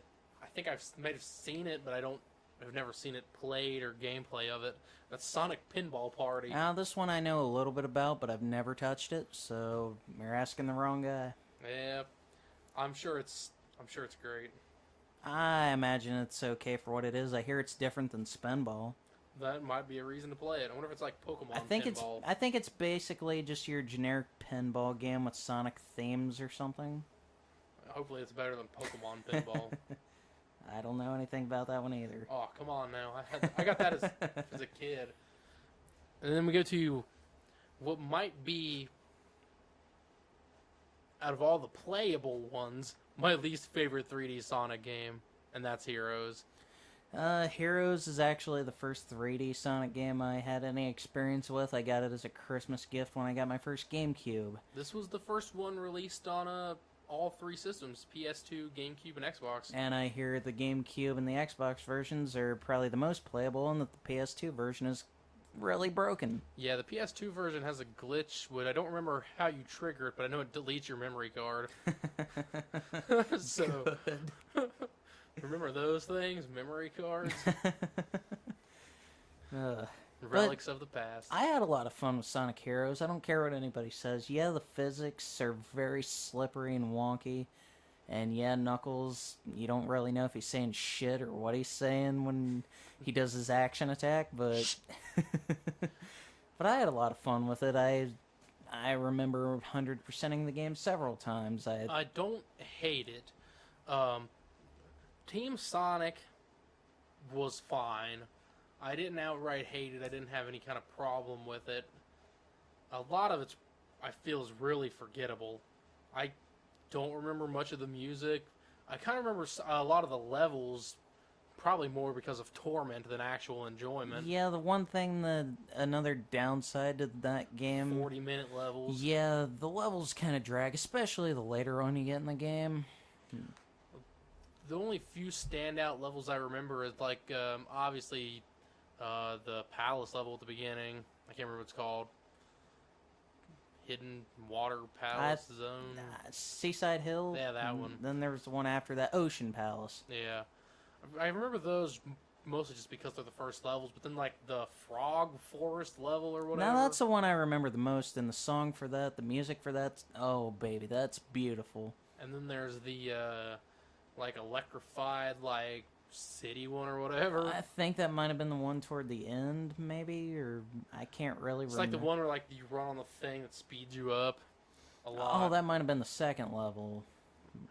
But I don't, all in all, I don't really care for I haven't really played the game all the way through, once again, in probably a few years, but everything I remember about it, I think I could still go back to it and play it pretty easily. I think they should have gave you a different character for Team Shadow than an E-Series robot they pulled out of their ass. Yeah, Team Dark... Rouge and Shadow makes sense. Team Dark was just kind of a mess. But they could have just given you Eggman. Now with Team Chaotix... that was the thing that broke me on this game. Team Chaotix with their little treasure hunting sections that you could... I hate that bullshit. It didn't really bother me so much because I felt like that was pretty much the easy mode of the game. That and Team Rose. Yeah. I always did Team Rose story first. I didn't really care for having Big the Cat in my Sonic game again, but... Hey, Big the Cat is voiced by John St. John, the man behind Duke Nukem. And I believe this is the first... No, actually, if I remember correctly, this is the last Sonic game where we get Dean Bristow as Eggman. Yep, but it was the first game with the 4Kids voice actors. Dean Bristow was independently contracted, so he didn't lose whenever they changed voice actors. But I spent plenty of time on Sonic Heroes, and I could see myself easily going back. What about that final back. story? The one thing that kind of sucks about that is how long the cutscenes are. It takes like 20 minutes for Metal Sonic to transform. I mean, you could play Metal Gear Solid 4 and get your hour-and-a-half long cutscenes, where if you try to skip them, you just get a pause button. That's a story for another podcast. Sonic Heroes, yeah, it's slippery, messy controls. The characters look like they've been shrink-wrapped. They look awful. Yeah, most GameCube games, characters kind of look shrink-wrapped and all shiny and whatnot. Which reminds me, did you ever play Billy Hatcher? No, I never That did. was a game that I bought when it was like $5, and now it's like stupid expensive. It's made by Sonic Team, so I should have kept it in the first place, but... And I guess this brings us to Sonic Advance 3, doesn't it? Sonic Battle Oh. on the Game Boy Advance. And Which I've only ever played a little bit of. Yeah, I don't really have much experience with this one. I've played it in passing. I have played it maybe twice, and I don't really know much about it. I don't have much to say about it either. But that brings us to Sonic Advance 3. Oh, and this is where I could gush for hours. Oh, We've already been going for an hour. Oh, Sonic Advance 3. This was the first Sonic game I ever owned. First Game Boy Advance. Wait, no, this was probably the second Game Boy Advance game I ever owned. I still remember the day my mom bought it for me back in, like, Christmas of 04. Oh, man, that game. Most people kind of, from what most people I know of, kind of hate this game because of the partner system. And a lot like Sonic Advance 2, this one kind of drags out the way to get the Chaos Emeralds. Sonic Advance 2 had its ring system. Sonic Advance 3, you gotta collect Chow. You gotta find 10 hidden Chow and throughout each zone, and it's a nightmare. Especially in my case when I got an emulator I play it off of, and certain Chow I can't access because the game's kind of broken. So thanks, emulation. But no, Sonic... If you ever want to borrow the real game, I have it. I don't have a Game Boy Advance. I got one of those, too. But no, I played... I got a GameCube with a Game Boy player in my closet. I played Sonic Advance 3. I still go back to it to this day. I love it. I love it. I love it. The level design doesn't bother me any. The music's beautiful. The game looks visually pleasing. I like it more than I like 2, but I don't know if I like it better than I like 1. And of course, the complaint that a lot of people talk about is the partner system. Now, that never bothered me one bit, but like I said, this is pretty much my introduction to Sonic in general. That and around this time, Sonic X was a thing, and I was watching that. God forgive me. I only know little bits of Sonic X. I know they make a lot of memes out of it on the internet. Sonic AMVs. Sonic X. Yeah. 4 kids, anybody? Oh, yeah. Well, they were doing the voices for the games. Well, so, I mean, yeah. might as well give them their own cartoon. But yeah, like, I don't really know where to begin to really talk about my love for Sonic Advance 3. It's my second favorite under CD, but it's like a really, really close second. It's one I'll probably have to play more in the future. That I've never really played as much maybe as I should have. But I'm kind of a Sonic apologist. I don't necessarily look at the series with a negative eye, more so as it's not great. But that's what happens when you're a Sonic fan. Man, you just kind of got to roll with the punches. And there's a lot of punches. Yeah, sometimes I will admit I'm a little bit ashamed to be a Sonic fan, considering the internet fan base. It gets pretty bad. I think anybody that's spent time on the internet would know that too. Oh yeah. So then we go into when Sonic finally turned into a teenager and was dark and edgy and broody and moody. And this is about the time where the series really started taking that downhill nosedive. I would call this the last great Sonic game for a while. Great might be a little bit of a strong word, but compared to some of the stuff that came later, I mean, it's probably the last good Sonic game for a good while. Yeah, this is where it started. Shadow the Hedgehog. This is where it starts, folks. Now, I like Shadow. It's my biggest problem with it is that it's built on the Heroes engine. That's my number one complaint. It's a tweaked Heroes engine, but I feel like if they just would have either made a new game engine or went back to the Sonic Adventure engine, this game would have been better. I can't help but feel like the physics are a little bit more wonky with this one than Heroes. Oh yeah, it's not good. You slide like crazy. I've always described it as having butter on your shoes on an ice rink. Like, you just have like no control.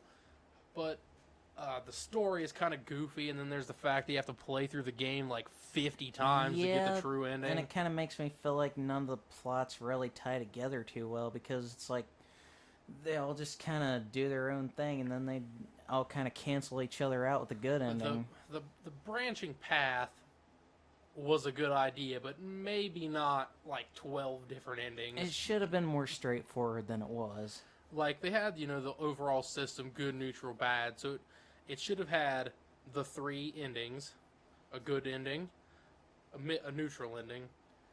The good ending, Shadow's a hero, the neutral ending, Shadow's just in it for Shadow, and the bad ending where he teams up with Black Doom or whatever, and then like an actual final true ending versus, playing the damn game 12 times and getting an unsatisfying ending in the end every single time. And I think this was probably my second 3D Sonic game that I really played the shit out of, because I had that GameCube, and then I remember renting this for a couple of weeks, and I remember beating, I think it was the neutral ending and the good ending, but other than that, I didn't really explore any further than that, because I didn't really know about any of the other levels until much later on when I picked it up again.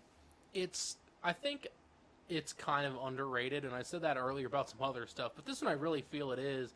Everyone gives it a lot of flack for, oh, Shadow said damn, or Shadow said hell. It tried to be dark and edgy. But I just kind of ignore that. I mean, the soundtrack, I really like the soundtrack. The soundtrack's pretty good. I know I ragged on Adventure 2 for having the techno soundtrack kind of thing, but Adventure 2 is, or not Adventure 2, Shadow, it's kind of got that, like, really drop-tuned kind of, like, evil sounding, like, and it does have a lot of electronic elements, but it's not like, I think probably my favorite song out of Shadow the Hedgehog that I can still remember pretty well to this day. I Am All of Me by Crush 40. I was going to say, I think the level was Sky Troops or something All like Hail that. Shadow by Magnify. I was going to ask, but I didn't want to sound like an idiot if that was in that game or not, because I can't really remember. I Am All of Me, All Hail Shadow, and there was another one, I think, and they were like, one was for each ending. One of them you got at the true ending. But a lot like Heroes, it's probably been maybe 3 or 4 years since I really sat down and played this one. I actually have the soundtrack to this game. It's a pretty good soundtrack. I think it's a little overrated. The weapon kind of goofy, the weapon system and all that. But like I said, I think it was the last really good Sonic game, as I'm sure we'll find out about. The dark era. We're getting there. I don't think we're quite into the dark era yet. We have next to talk about Sonic Rush, which was a good game. Sonic Rush was pretty good. I remember getting it as a Christmas gift when I got my first DS back in like 2008. I do think though that this was the game that started the modern Sonic trend of boost to win. Yes, just running straight and boosting, and you're not platforming, you're not really doing anything, just kind of running and hitting boosts. So I think that's where that got started, was in this one. I had a lot of fun with Sonic Rush. Oh, it's definitely fun, but that's definitely the foreshadowing to the modern Sonic formula that we still have today. I don't really have much else to say about it. We have the introduction of Blaze the Cat. Yeah, there really isn't a whole lot to say about it. It's not much different than the Advance series, really. It's kind of like the DS version of the Advance games. And Demps developed it, so yeah. And then we have Sonic Riders, the first one. I don't think I've ever actually played the first Riders game. It's... it's not awful, but it's not something I ever voluntarily really go back and play. What I do know is this is Jet the Hawk. This is one of 3 anniversary titles we got. Oh yeah. And I think 3 games came out on the same day, actually. Sonic 06, Sonic Genesis, and Sonic Riders. Looking at my list here, there were 4 Sonic games released in 2006. So. What's the 4th one? Sonic Rivals. Oh, I don't know if that was released with the anniversary or not, but it was a 2006 game, so I'm sure it was branded for the 15th anniversary. I don't know. But Sonic Riders, yeah, it's not bad. It's not great. I remember a couple of songs from it, because I think one of them, the theme song or the opening thing maybe, was used for Sega's official Sonic website back in the day, and I remember really liking that. It's not great. It's not wonderful. It's kind of forgettable. It's just like a futuristic skateboarding hoverboard race game. Like, we ought to know where they pulled that one from. But so then we have we'll go ahead and talk about Sonic Rivals, because these next 2 I want to talk about kind of back to back. But we'll talk about Sonic Rivals for the PSP. Did you play this? I've never had a PSP. I only knew one kid who owned a PSP when I was in school, and I've never had access to this game, so... I owned a PSP like 5 separate times. I had this habit of buying a PSP and some games and then being like, yeah, I'm bored with this, and then selling them, and then like it was 6 months later, yeah, let me buy a PSP and then sell it. I didn't think the PSP had very many games in the first place, but... There's not that many great games for it. I actually really liked Sonic Rivals. It's the only memories I had of playing it was I used to go to my college classes early. Like, I always like to get there, like, about 15 or 20 minutes before class started. And I would just sit outside the locked room and play Sonic Rivals on my PSP, like, waiting for my professor to show up. Now, isn't this pretty much just another... Isn't it like a 2D racing game? Because I've finally seen a little bit of gameplay of it a while back. Yeah, pretty much. I think you get some power-ups where you can, like, disrupt your enemy. If you've played the battle mode in Adventure 2 Battle, which was the GameCube exclusive part, there was 2-player in the Dreamcast version, but Adventure 2 Battle had like an expanded version of multiplayer, where when you raced as Sonic and Shadow, whoever, you could collect rings and get powers to like disrupt your opponent. That was in Sonic Rivals 2. You had like your power, you could freeze them or disrupt them. All in all, I mean, it wasn't a super great game. It was pretty limited. You only had like 5 or 6 characters and just a couple of levels, but all in all, I used it to kill time before college classes, and it served that purpose well enough. So now, oh man, which one do you want to talk about first? Oh, which one's first on the list? Sonic 06. You want to take this? Because I'll go ahead and get my little bit about it out of the way. All I know is that most people are just like, worst Sonic game ever, worst Sonic game of all time. And I can kind of see that with some of the broken gameplay and some of the pure chaos that the game is, and the fact that it was extremely rushed to meet the launch date for systems it came out on and to meet the holiday season, and it just, oh man, I remember hearing, or not necessarily hearing, but reading interviews where they pretty much said if Sega would have gave them like just a few extra months, the game would have been like 100 times better. If I remember correctly, the demo version of this was even better than the finished version. I kind of can't believe they never patched it. I just don't understand. Like, how could they let so much go through like they did? That was just a cash grab. It was nothing short of a cash grab. It just... They could have took the time to make a better game. I've always been too scared to play the game to get my own opinion for it, because everything I've heard about it's just, like, terrible. It's kind of like, I like to look at it from what, this is totally unrelated to Sonic, but what Eiji Aonuma said when they kept delaying what eventually became Breath of the Wild. He was like, hey, we're taking this time to make sure this game is great, You wouldn't want us to put out a bad Zelda game. One thing I remember... I mean, we wouldn't want you to put out a bad Sonic game either, but... One thing I remember somebody bringing up was something about how apparently Yuji Naka left halfway through development and took, like, most of the good Sonic team developers with him. He formed a Prope, which did Rodea the Sky Soldier and Ivy the Kiwi. And he had something to do with that Knights sequel. Yeah. But that was actually, I think, done by Sonic Team. I can't remember. I'm sure he was involved in it somehow, but I don't... yeah, those a couple of Yuji Naka games. Ivy the Kiwi, I don't know if you've played that. This is, again, unrelated, but it's actually a kind of a fun little... It's more of a puzzle game. If there's a Wii there's a Wii version, there's a DS version. Ivy is a Kiwi. It's apparently a kind of bird. And she just constantly walks forward. She's separated from her mom.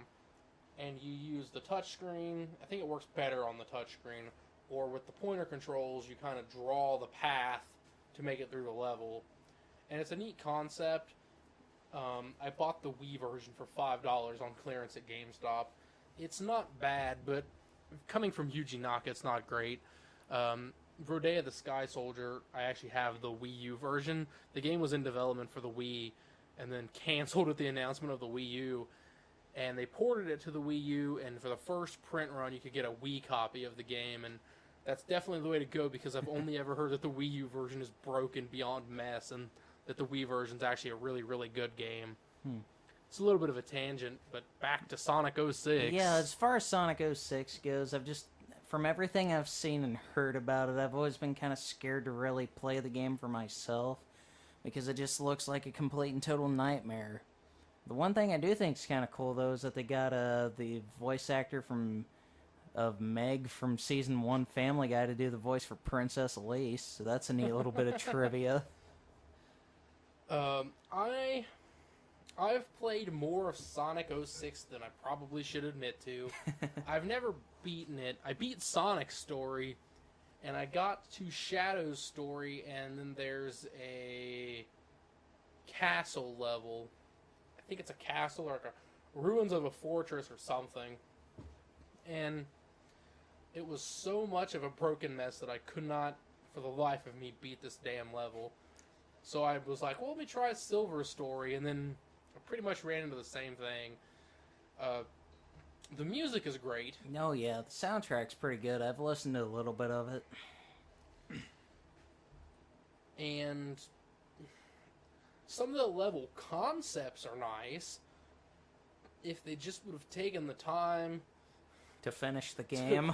to quality control it, then it I've might heard not have been I've so heard bad. stories that there were like quality control actually told them that the game wasn't finished and they got fired for it. It's I guess unarguably it's not the worst Sonic game because I think that's next. To quote some YouTubers I used to watch, it amazes me that they were in such a hurry to finish this game that they left so much unfinished. It's like, what were they thinking? They got a quick buck for this shitload of fuck. But if they just would have QC the damn game, what could have been? Yeah, I guess this It's a beautiful game. The graphics look great. But, like, you know, when you're playing a game and you're doing a scripted sequence where you're supposed to land on, like, a building and jump off and you just kind of go through the building into nothing. Or you're just walking and fall through the game world, I mean... I guess I could take back what I said about Sonic Extreme. This Sonic 06 leaves more what-ifs in the franchise. Oh, the Sonic cycle. But I can't call it the worst Sonic game just because I know what's next. Like, oh man. At least I feel like Sonic 06 is, if you want to torture yourself, playable. Like, you can play it from start to finish and have, if you're in a good mood about it, you can have a lulzy time with it. Like, hey, look at that, I just flew through the world. Hey, I just got shot to the moon. Like, hey, look at that, I jumped on this platform and the platform just disappeared and I died. Or the game froze. Or I went through a loop-de-loop. and flew through the loop-de-loop, which has happened to me plenty of times. I've seen it happen to everybody I've ever or when you watched. go through that damn whale.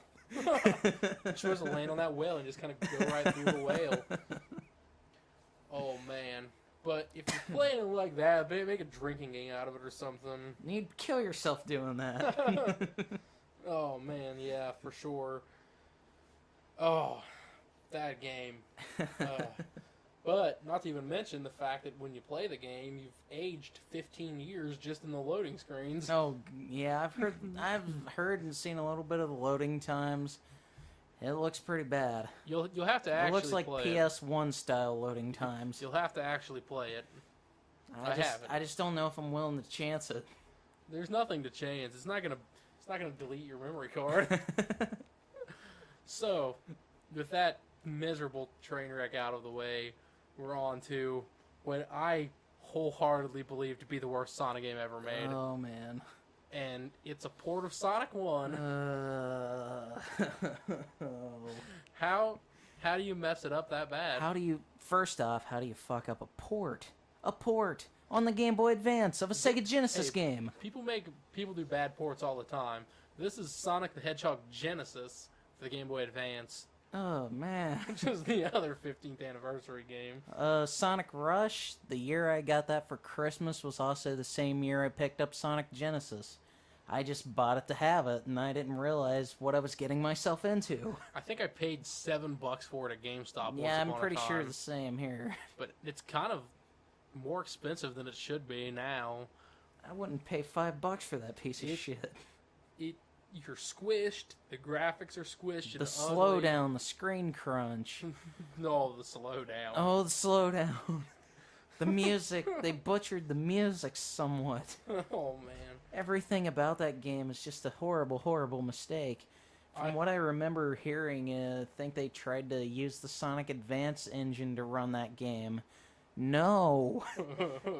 Just, no. At this point, you can pretty much play Sonic 1 on a toaster. It's been ported that many times. But you screw it up for the Game Boy Advance somehow. For the anniversary of all things. Would it have been better if they just ported the dang game? It's going for $10 on Amazon, which is $10 way too much. Yeah, I'm not paying that much. I own this game, but oh no, we don't need to talk about that. And by the way, we're in the dead middle of the bad era of Yeah, Sonic we're pretty now. much in the middle of the shitstorm right now, folks. Because next we have Sonic and the Secret Rings. The first time I ever played this game, I rented it from Blockbuster. I bought this game on eBay when I seen it for sale. I think it was like $5, so I was like, okay, I'll get it. Nope, didn't like it. I really didn't like it. It's not great. It's really not. I mean, it's playable. You can play it from start to finish, and there's nothing inherently like messed up with the game or anything like that. It's just not fun. See Sonic run the game. Yeah, pretty much. Here, flip your controller up like this.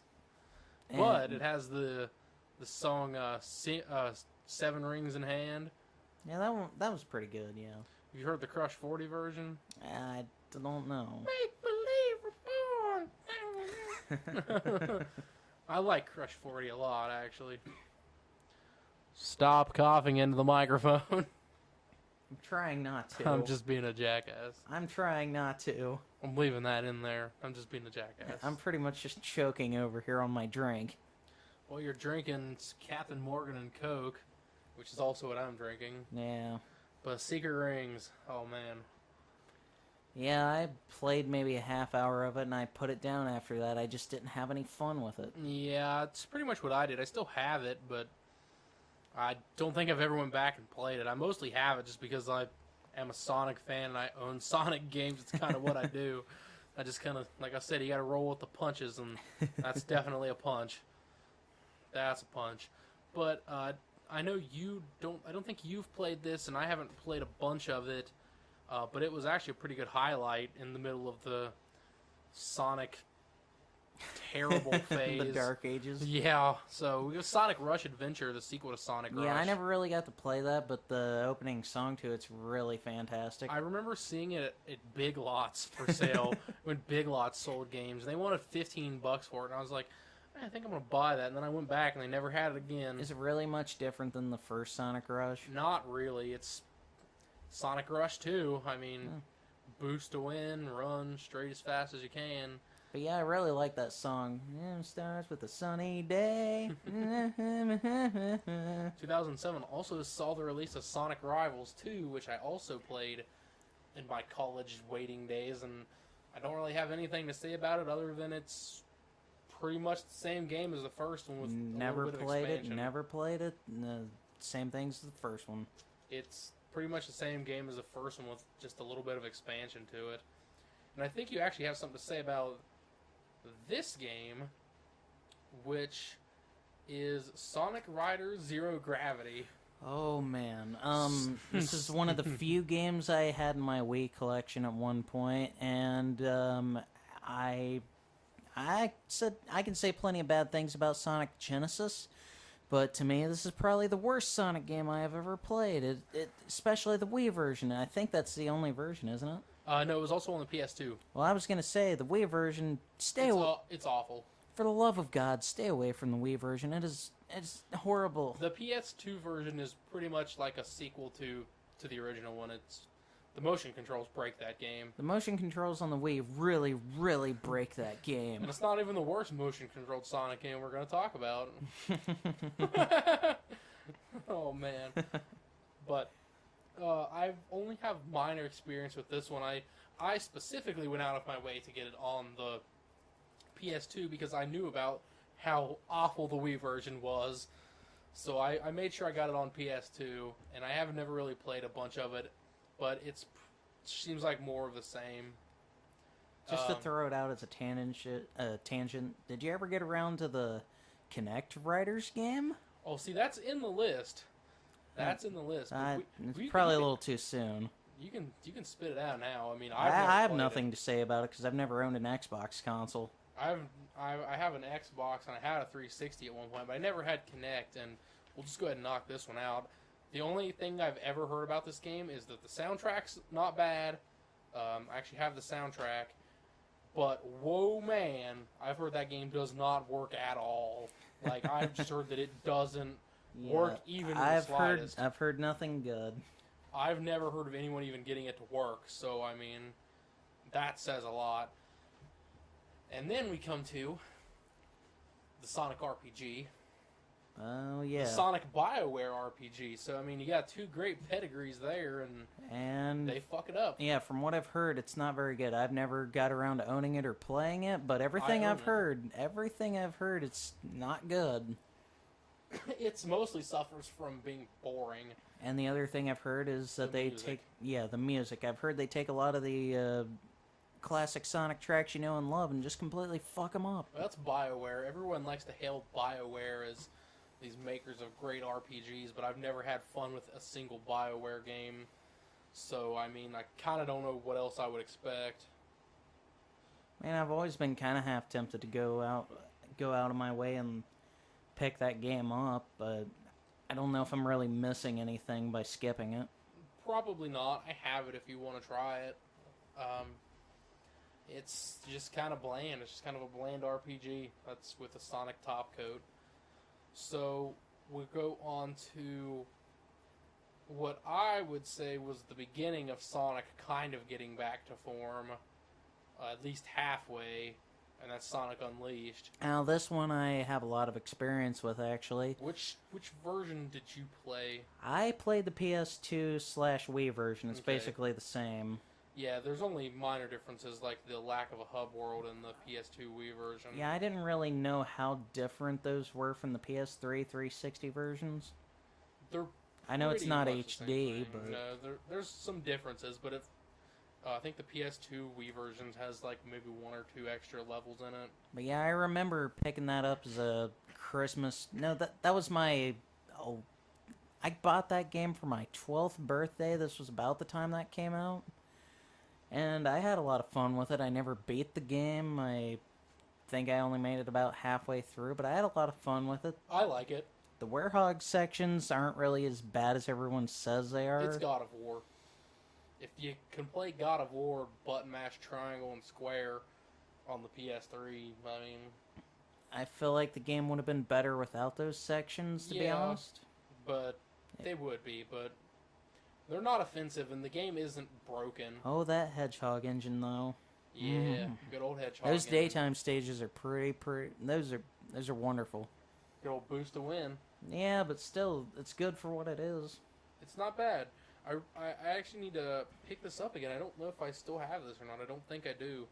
I finally picked up a PS3 copy of it a while back, but I got rid of it again. Never got around to playing that. It's just most of my experience was when I was playing it about the time it came out. I've had both versions. I had the Wii version. I had the PS3 version. I kind of like the PS3 one a little bit better, just because most people pick the PS2 version because it doesn't have the hub world, but I like the hub world. I think the only thing that really bothers me about the Werehog section is every 5 fucking seconds. It definitely set the stage for Sonic to make a good comeback. Yeah. And it gets a lot more flack than it should for the Werehog levels. They probably, it's like Big the Cat. They didn't need to be there, but at the same time, it's not nearly as bad as people make it out to be. It's just kind of overblown, which is kind of what the Sonic fan base is in Part of general. me can't help but feel like the Werehog section would have made better as a Knuckles section. That's also true. I mean, it looks like maybe if you're playing as Knuckles from Sonic Boom. Oh. But yeah, I kind of think the Sonic fan base just kind of blows things up way too much. Like there's something just a little bit wrong with the game. They're like, "Oh, worst Sonic game ever!" Yep, and then you got the DeviantArt pages. Oh. It's just, And you just got those people that should probably have no business being on the internet in the first place. it's just, yeah, they take it a little bit too far. They blow a lot of things out of proportion. Which, speaking of next, is another game that I feel everyone blows out of proportion because it's not a main series Sonic game, and people kind of act like they got this game instead of something else that, I don't know. For a spin-off game, I had a good time with it, and that's Sonic and the Black Knight.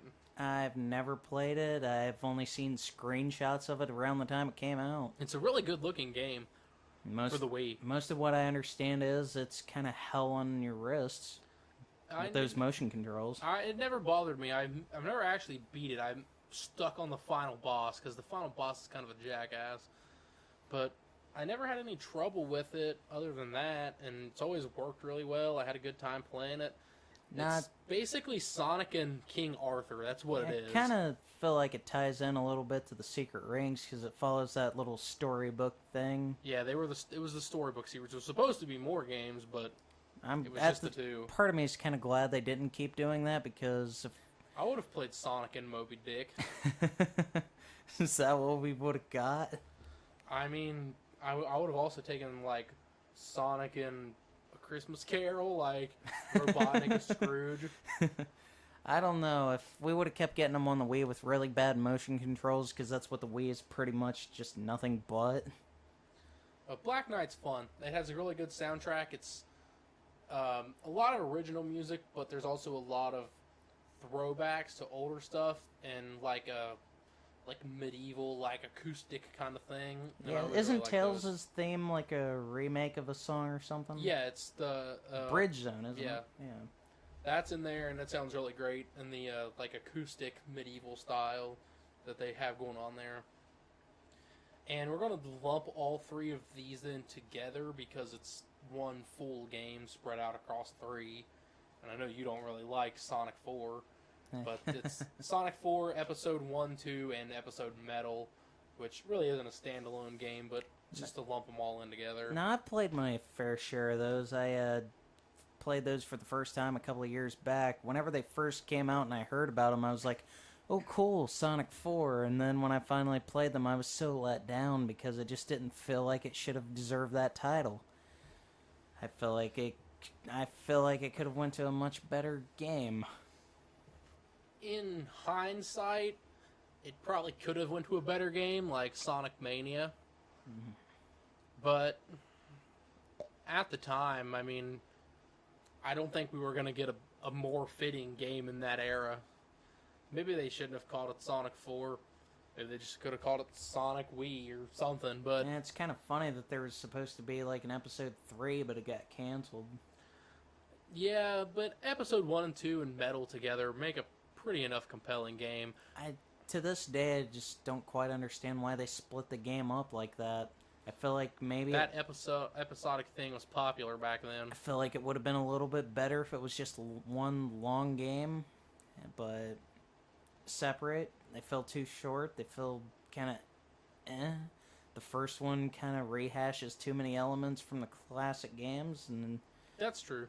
It just bothers me so much. They kind of did the same thing they did with Star Wars, and that Episode 7, which I know you're not really into Star Wars, but Episode 7 is basically a shot-for-shot remake of the first Star Wars movie with just the people's names changed. Like, look, you're in a bar. Look, you're on a desert planet. Like, look, here's a bad guy with a mask. Like, I feel like Episode 1 of Sonic 4, it's basically Green Hill, Casino Night, Labyrinth, and Scrap Brain all over again. Yep, it is. It's a nice callback. But it feels too... I feel like it's kind of nostalgia gone wrong, really. I like if that's what they were going for. I like the music. I like the callbacks. they play well enough. Everyone's on about the physics not being exactly like the Genesis games. And, I mean, it's kind of a valid point, but at the same time, it's not a Genesis Sonic game, so it doesn't necessarily need the Genesis physics. Were they a little crappy? Yeah, but overall, I think they're just pretty solid games in the series, considering some of the other stuff they had. Yeah, I had a little bit more fun with Episode 2 than I did Episode 1, to be honest. I liked Episode 2 better as well. I think when they came out, they were $15 a piece, though, and that was definitely too much. 10 I would have been a lot more fun with. But did you play Episode Metal? I played one level of it. That was the bonus you got for owning 1 and 2, so I had enough fun with it. Playing as Metal Sonic was kind of neat. I just felt like the further I got into those games, the less fun I was having. We're getting down to the end here. We're pushing 2 hours also. Oh, man. I told you we'd be here for hours. That is, I believed it. So now we're entering into this current decade, and we're starting things off right with what very well might be my second favorite Sonic game of all time. Sonic Adventure is a lot of nostalgia, but I also just really love the game in general because I think it's maybe not the most well-crafted, but I think it's the Sonic game that has the most, like, heart put into it, the most feeling. Like, they were trying really hard to actually make a really good Sonic game, whereas later on it just seemed kind of like they were just kind of like, yeah, let's put out another Sonic game. But Sonic Colors, and specifically, we're going to talk about the Wii version first. I was living in Athens. This is actually before I moved to Athens. I pre-ordered this when I was still in high school, and then I graduated and moved to Athens. And for people who don't know, that's just a town about an hour away from where I live now. And I ended up having to drive down there to pick up my pre-order to get my Sonic hat. I made sure I got that hat. Like I wasn't leaving without my Sonic hat. And Sonic Colors is definitely a game that I was like hook, line, and sinker. Like this game is going to be great. And you know, without going too much into it right now, it really was. So, what about you? For me, whenever it first came out, I remember seeing the commercials everywhere and being like, "Oh man, this looks like it's going to be pretty good." I was following this game, but Nintendo Power, YouTube, everywhere I could. But it's kind of funny that you want to start off with the Wii version because my first experiences with it were the DS version, which is basically Sonic Rush 3. Yeah, that's the easiest way to put it. But yeah, I played the crap out of that version whenever I was getting ready to go into high school, and I had a lot of fun with it. Yeah, Sonic Colors on the DS, it's, like we said, it's just basically Sonic Rush 3. It's the same formula. I think that was also made by Dimps, wasn't it? Yeah. And just with, like, the added some color powers in to it. It was pretty good for what it was. I got it around the time it came out, and I didn't get the Wii version until maybe 3 or 4 years ago.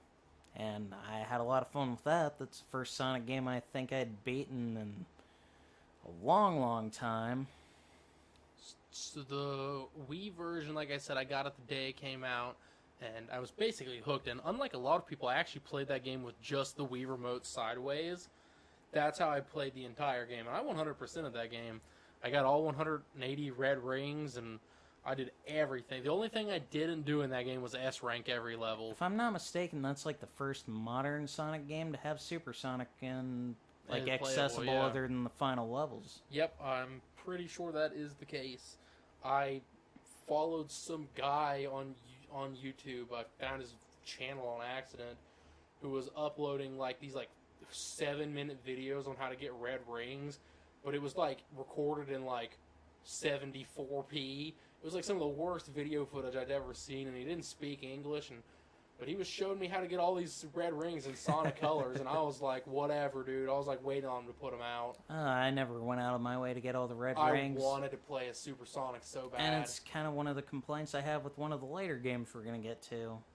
And then we had the Game Land, which was the 2-player mode, all the 8-bit remixes of the songs from Sonic those Colors. are pretty nice. That's great. Used to use Aquarium Park Act 1, the game Game Land version as a alarm to wake me up in the morning. Honestly, I think my favorite, not only song, but level out of the entire game is Planet Wisp. Act 4. Ooh, Planet That Wisp. piano. Oh, Planet Wisp. Everything about that level just, it hits me pretty good. When I first started that game up and I played Tropical Resort Act 1, I was like, oh man, this is what Sonic is supposed to be like. Exactly this here. And it pretty much, I think this was about the point where we got to that big comeback that Sonic needed. Oh yeah. Where the game started getting good again. This game was great. I loved it from start to finish. There was a couple of levels that really frustrated me. But overall, like levels like, what's the star, like the space theme levels? I don't remember that one. Asteroid something. Carnival Park or Carnival something. Like we had the level that forms as you run. Starlight Carnival. Oh yeah, that one. Yeah, I never really cared for those, even in the DS version. I didn't like the soundtrack of that particular level, but I really liked those levels where the level formed as you ran. I thought that was really nice. Yeah, that was kind of cool. That game looks really good. I was always really butthurt because I remember when they did the Nintendo Power Awards for 2010 that Sonic Colors lost to Mario Galaxy 2 for Best Wii Graphics. And I was like, are you joking? Look at these games like Mario Galaxy 2, yeah, it looks alright, but compared to Sonic Colors, I was like, that game looks so much better. Yeah, I'm going to go out of my way to say... I wish they would have ported it. I know this is going to sound crazy, but I wish they would have ported it to the PS3. I loved it on the Wii, but I wanted to see that game in high definition. Yeah, that would have been great. Now, I want to say that I think Sonic Colors is probably the best game I've ever played on the Wii, and I don't really go out of my way to play a lot of Wii games, mainly because of that motion control gimmick pisses me off beyond belief. But Sonic Colors doesn't really use that, and I just think it's... There are some good games on the Wii. That's an entirely separate tangent, but yeah, it's one of the systems I own the least games for.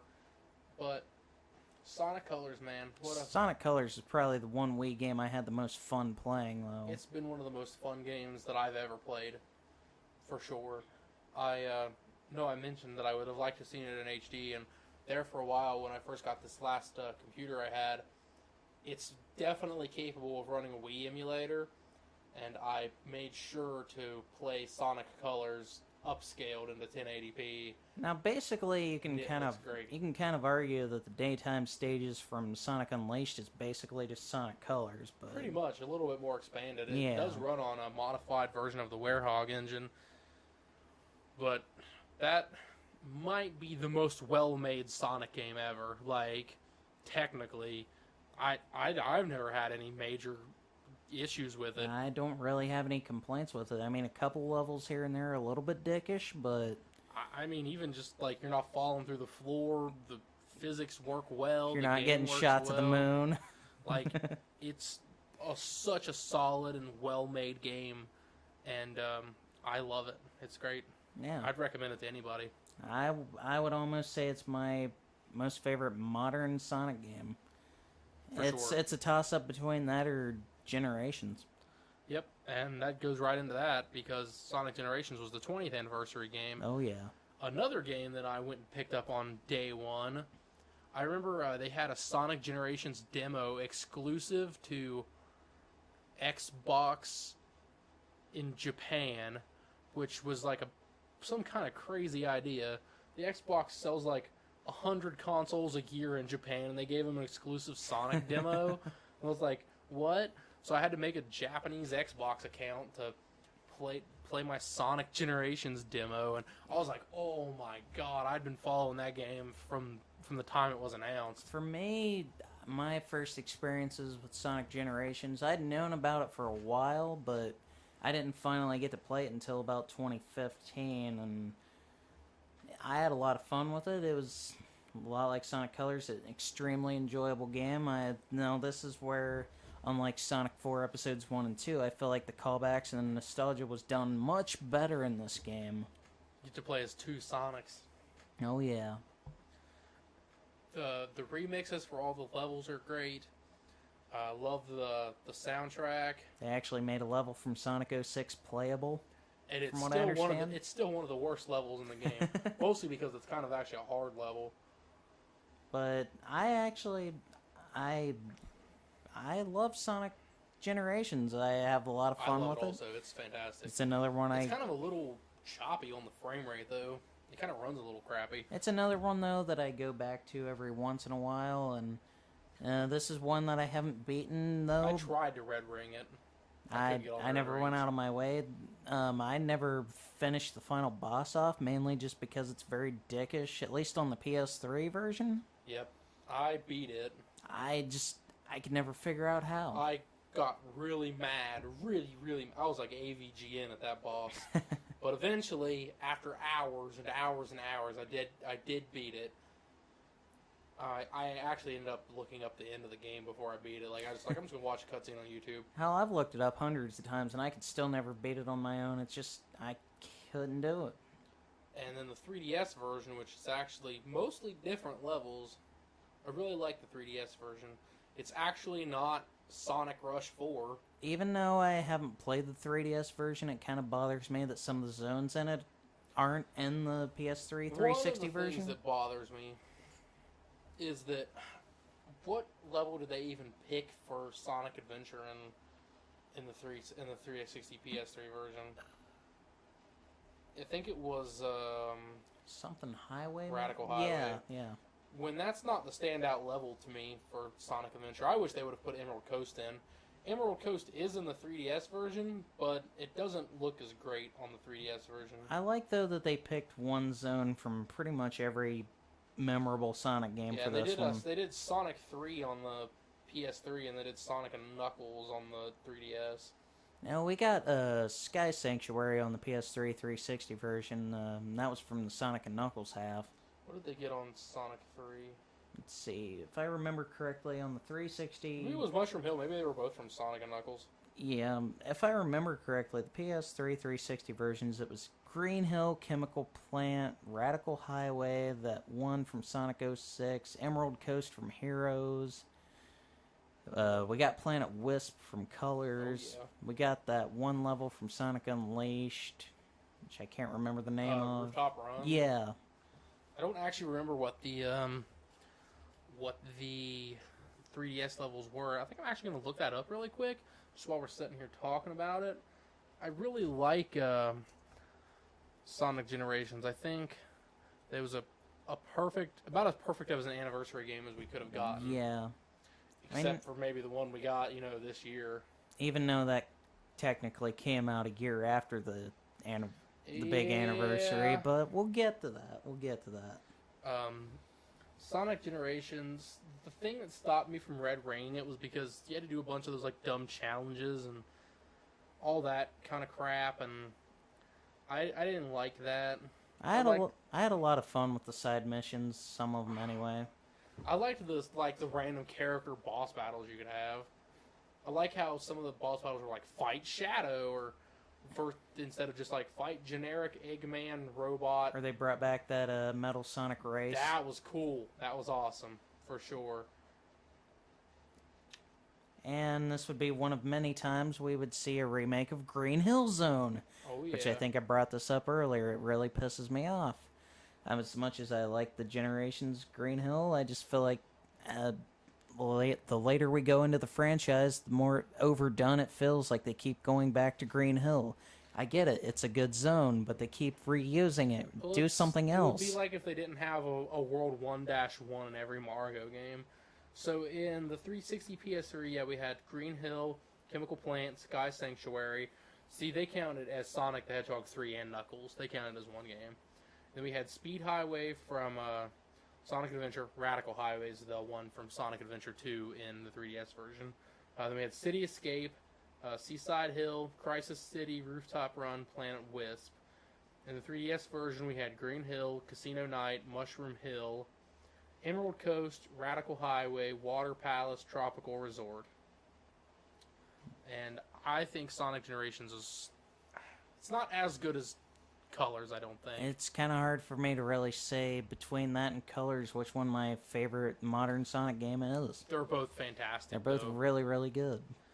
And then we go to the Wii U with Sonic Lost World, and this was a game that I was following again from the moment they announced it because I was really hyped for this game. I actually ended up getting the Deadly Six bonus edition. I never really got the chance to get around to this one because I never owned a Wii U, and I didn't really know anybody that had a Wii U that had this game. But it looked like it looked like a lot of fun, and I appreciated that it kind of felt like a callback to Sonic Extreme.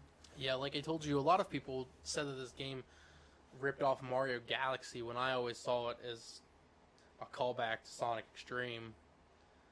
I never really viewed it as a Galaxy knockoff. I mean, because Galaxy, you're on the round planet. I mean, there are a couple of points here and there, it looks like in Lost World, where that's like that. But, you know, Sonic Extreme had the whole round level, like, fisheye, like, you're not in a fisheye perspective, but, like, the whole round level and the way you traverse the level was a lot like Lost World, I think. And that was, like, my first impression of Lost World, anyway. That was the first thing. I was like, what, are they remaking Sonic Extreme? Like, that was the first...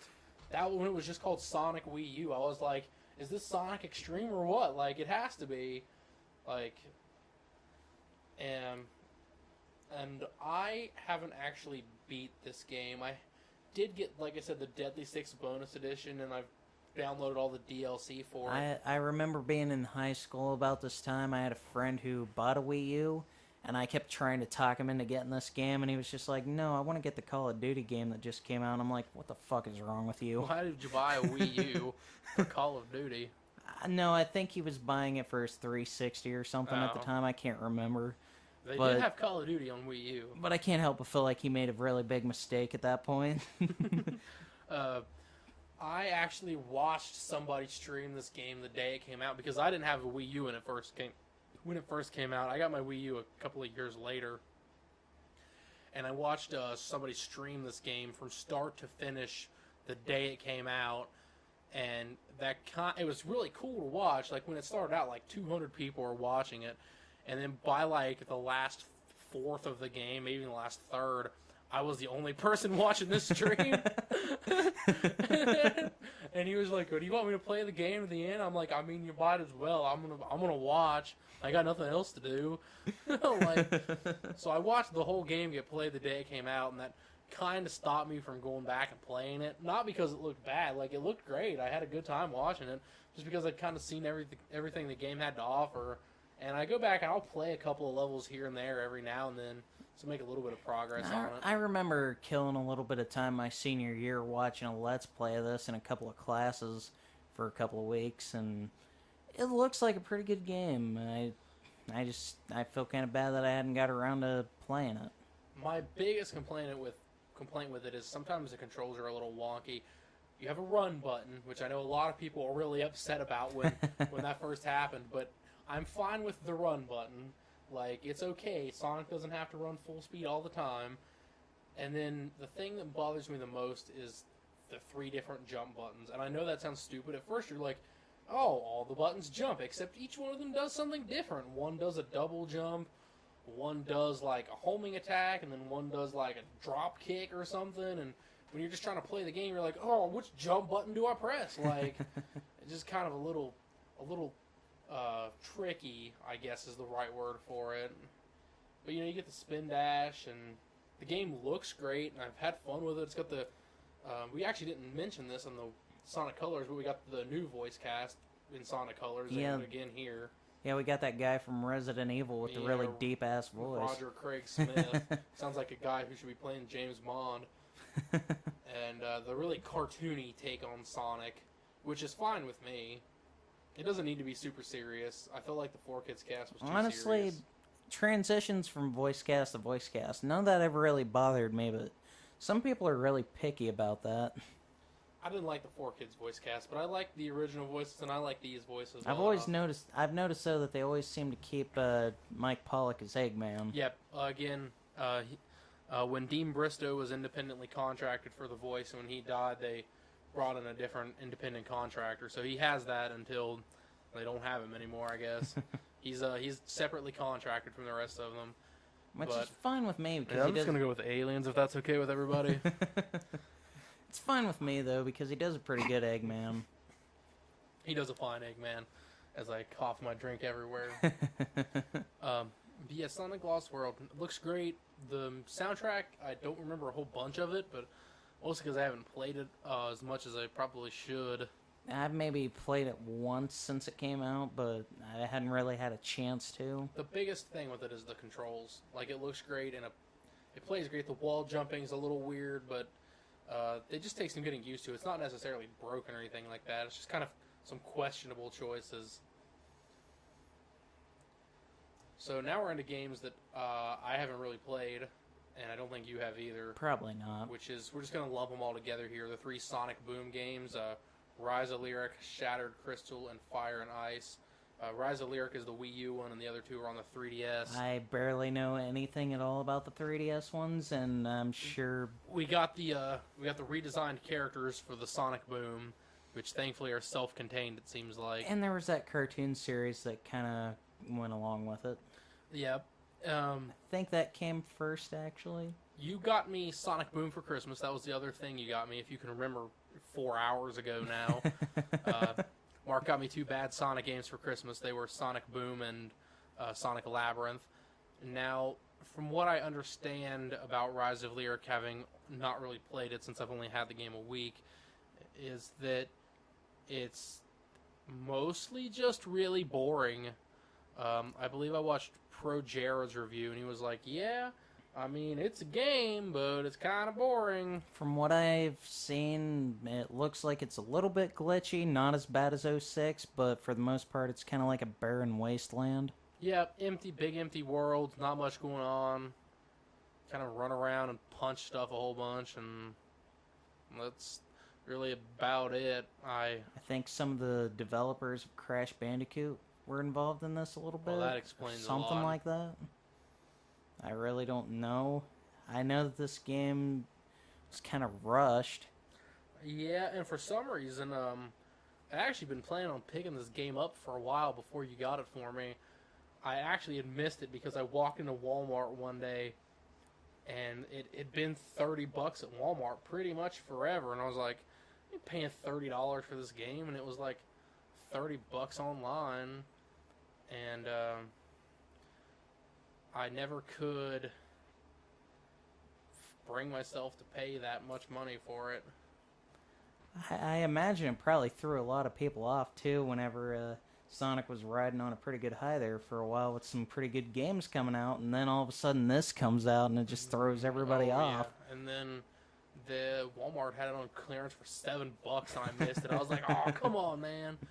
And it's actually going for kind of a little bit more expensive than it should be online. I found a halfway decent deal on it on eBay when I bought it for you, but I also bought it pre-owned.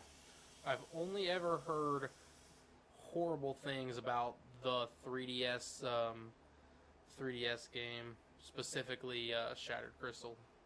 I've heard it's awful. I've heard it's the worst Sonic game in a long time. I really haven't heard much about it or Fire and Ice for that matter. Though I will say the little bit I've seen of the cartoon series was pretty good, even if it aired at 6 in the morning on Saturdays on Cartoon Network. It was a nice little thing to accompany the games. I've only seen bits and pieces of it. And it's one of the better Sonic cartoons, I'll say that much. I've only ever heard to avoid Shattered Crystal.